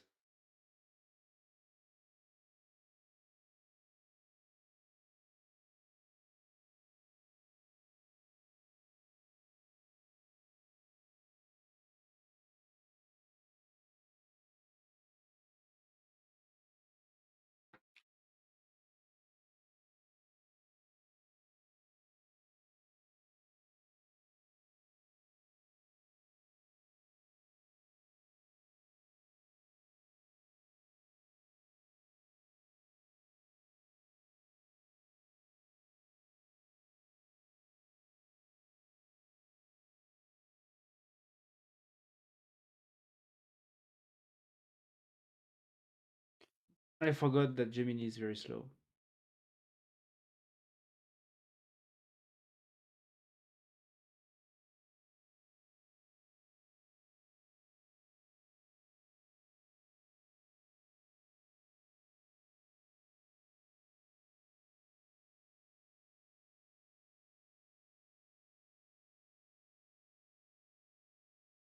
I saw the other day that like the creator of OpenClaw, Peter Steinberger, has created like a tool to use 50 different instances of codecs to treat and to review all of the GitHub issues that he has because he has like too much. That's crazy. 50 at the same time. And he says that he's getting limited by the GitHub API rate limits because he's analyzing so many GitHub issues from his account with the clankers. 50. I don't even like. I guess he has unlimited tokens because he's working at OpenAI. But it's crazy. 50. Ah, I have completed a change to the uninstall font button behavior on the current project card. Here is the Nana. Let's see. Okay.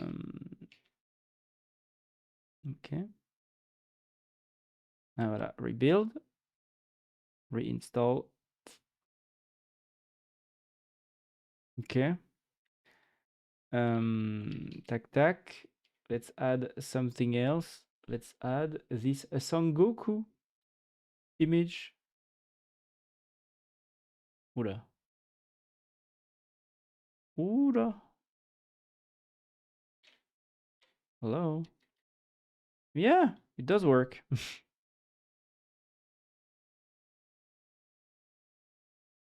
Oula. Yeah, I mean, look.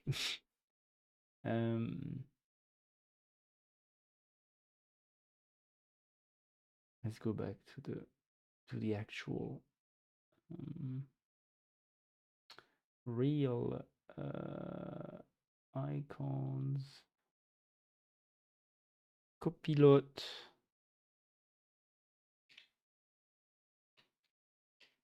Ah, voilà. GitHub Copilot.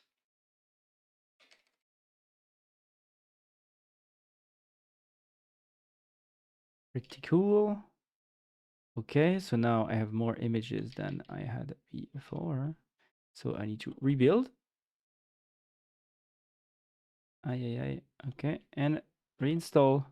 Now I will have 5.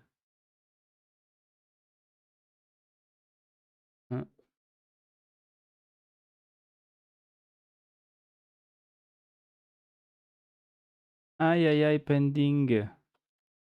Reinstall. Oh, fuck. Bon, I will still have, like, it does not correctly show that. Yeah, because I need to I need to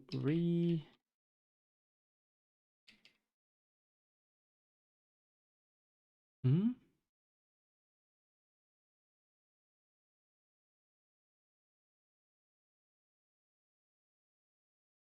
Mm.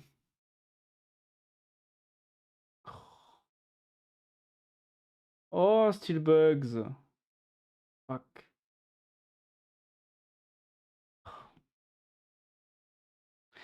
Yeah, that would be the bug will be for tomorrow. Voilà. Tomorrow, it will be tomorrow's bug. I will wish you now a good night. And the yeah, I will see you on Saturday. See you on Saturday. See you on Saturday. Do you hear? Do you hear the? Maybe not. You don't hear because there is this the noise reduction, so you can't hear it. I guess. It says beautiful man. Thank you. Look. Beautiful and fidget spinner. Allez, see you. See you. See you.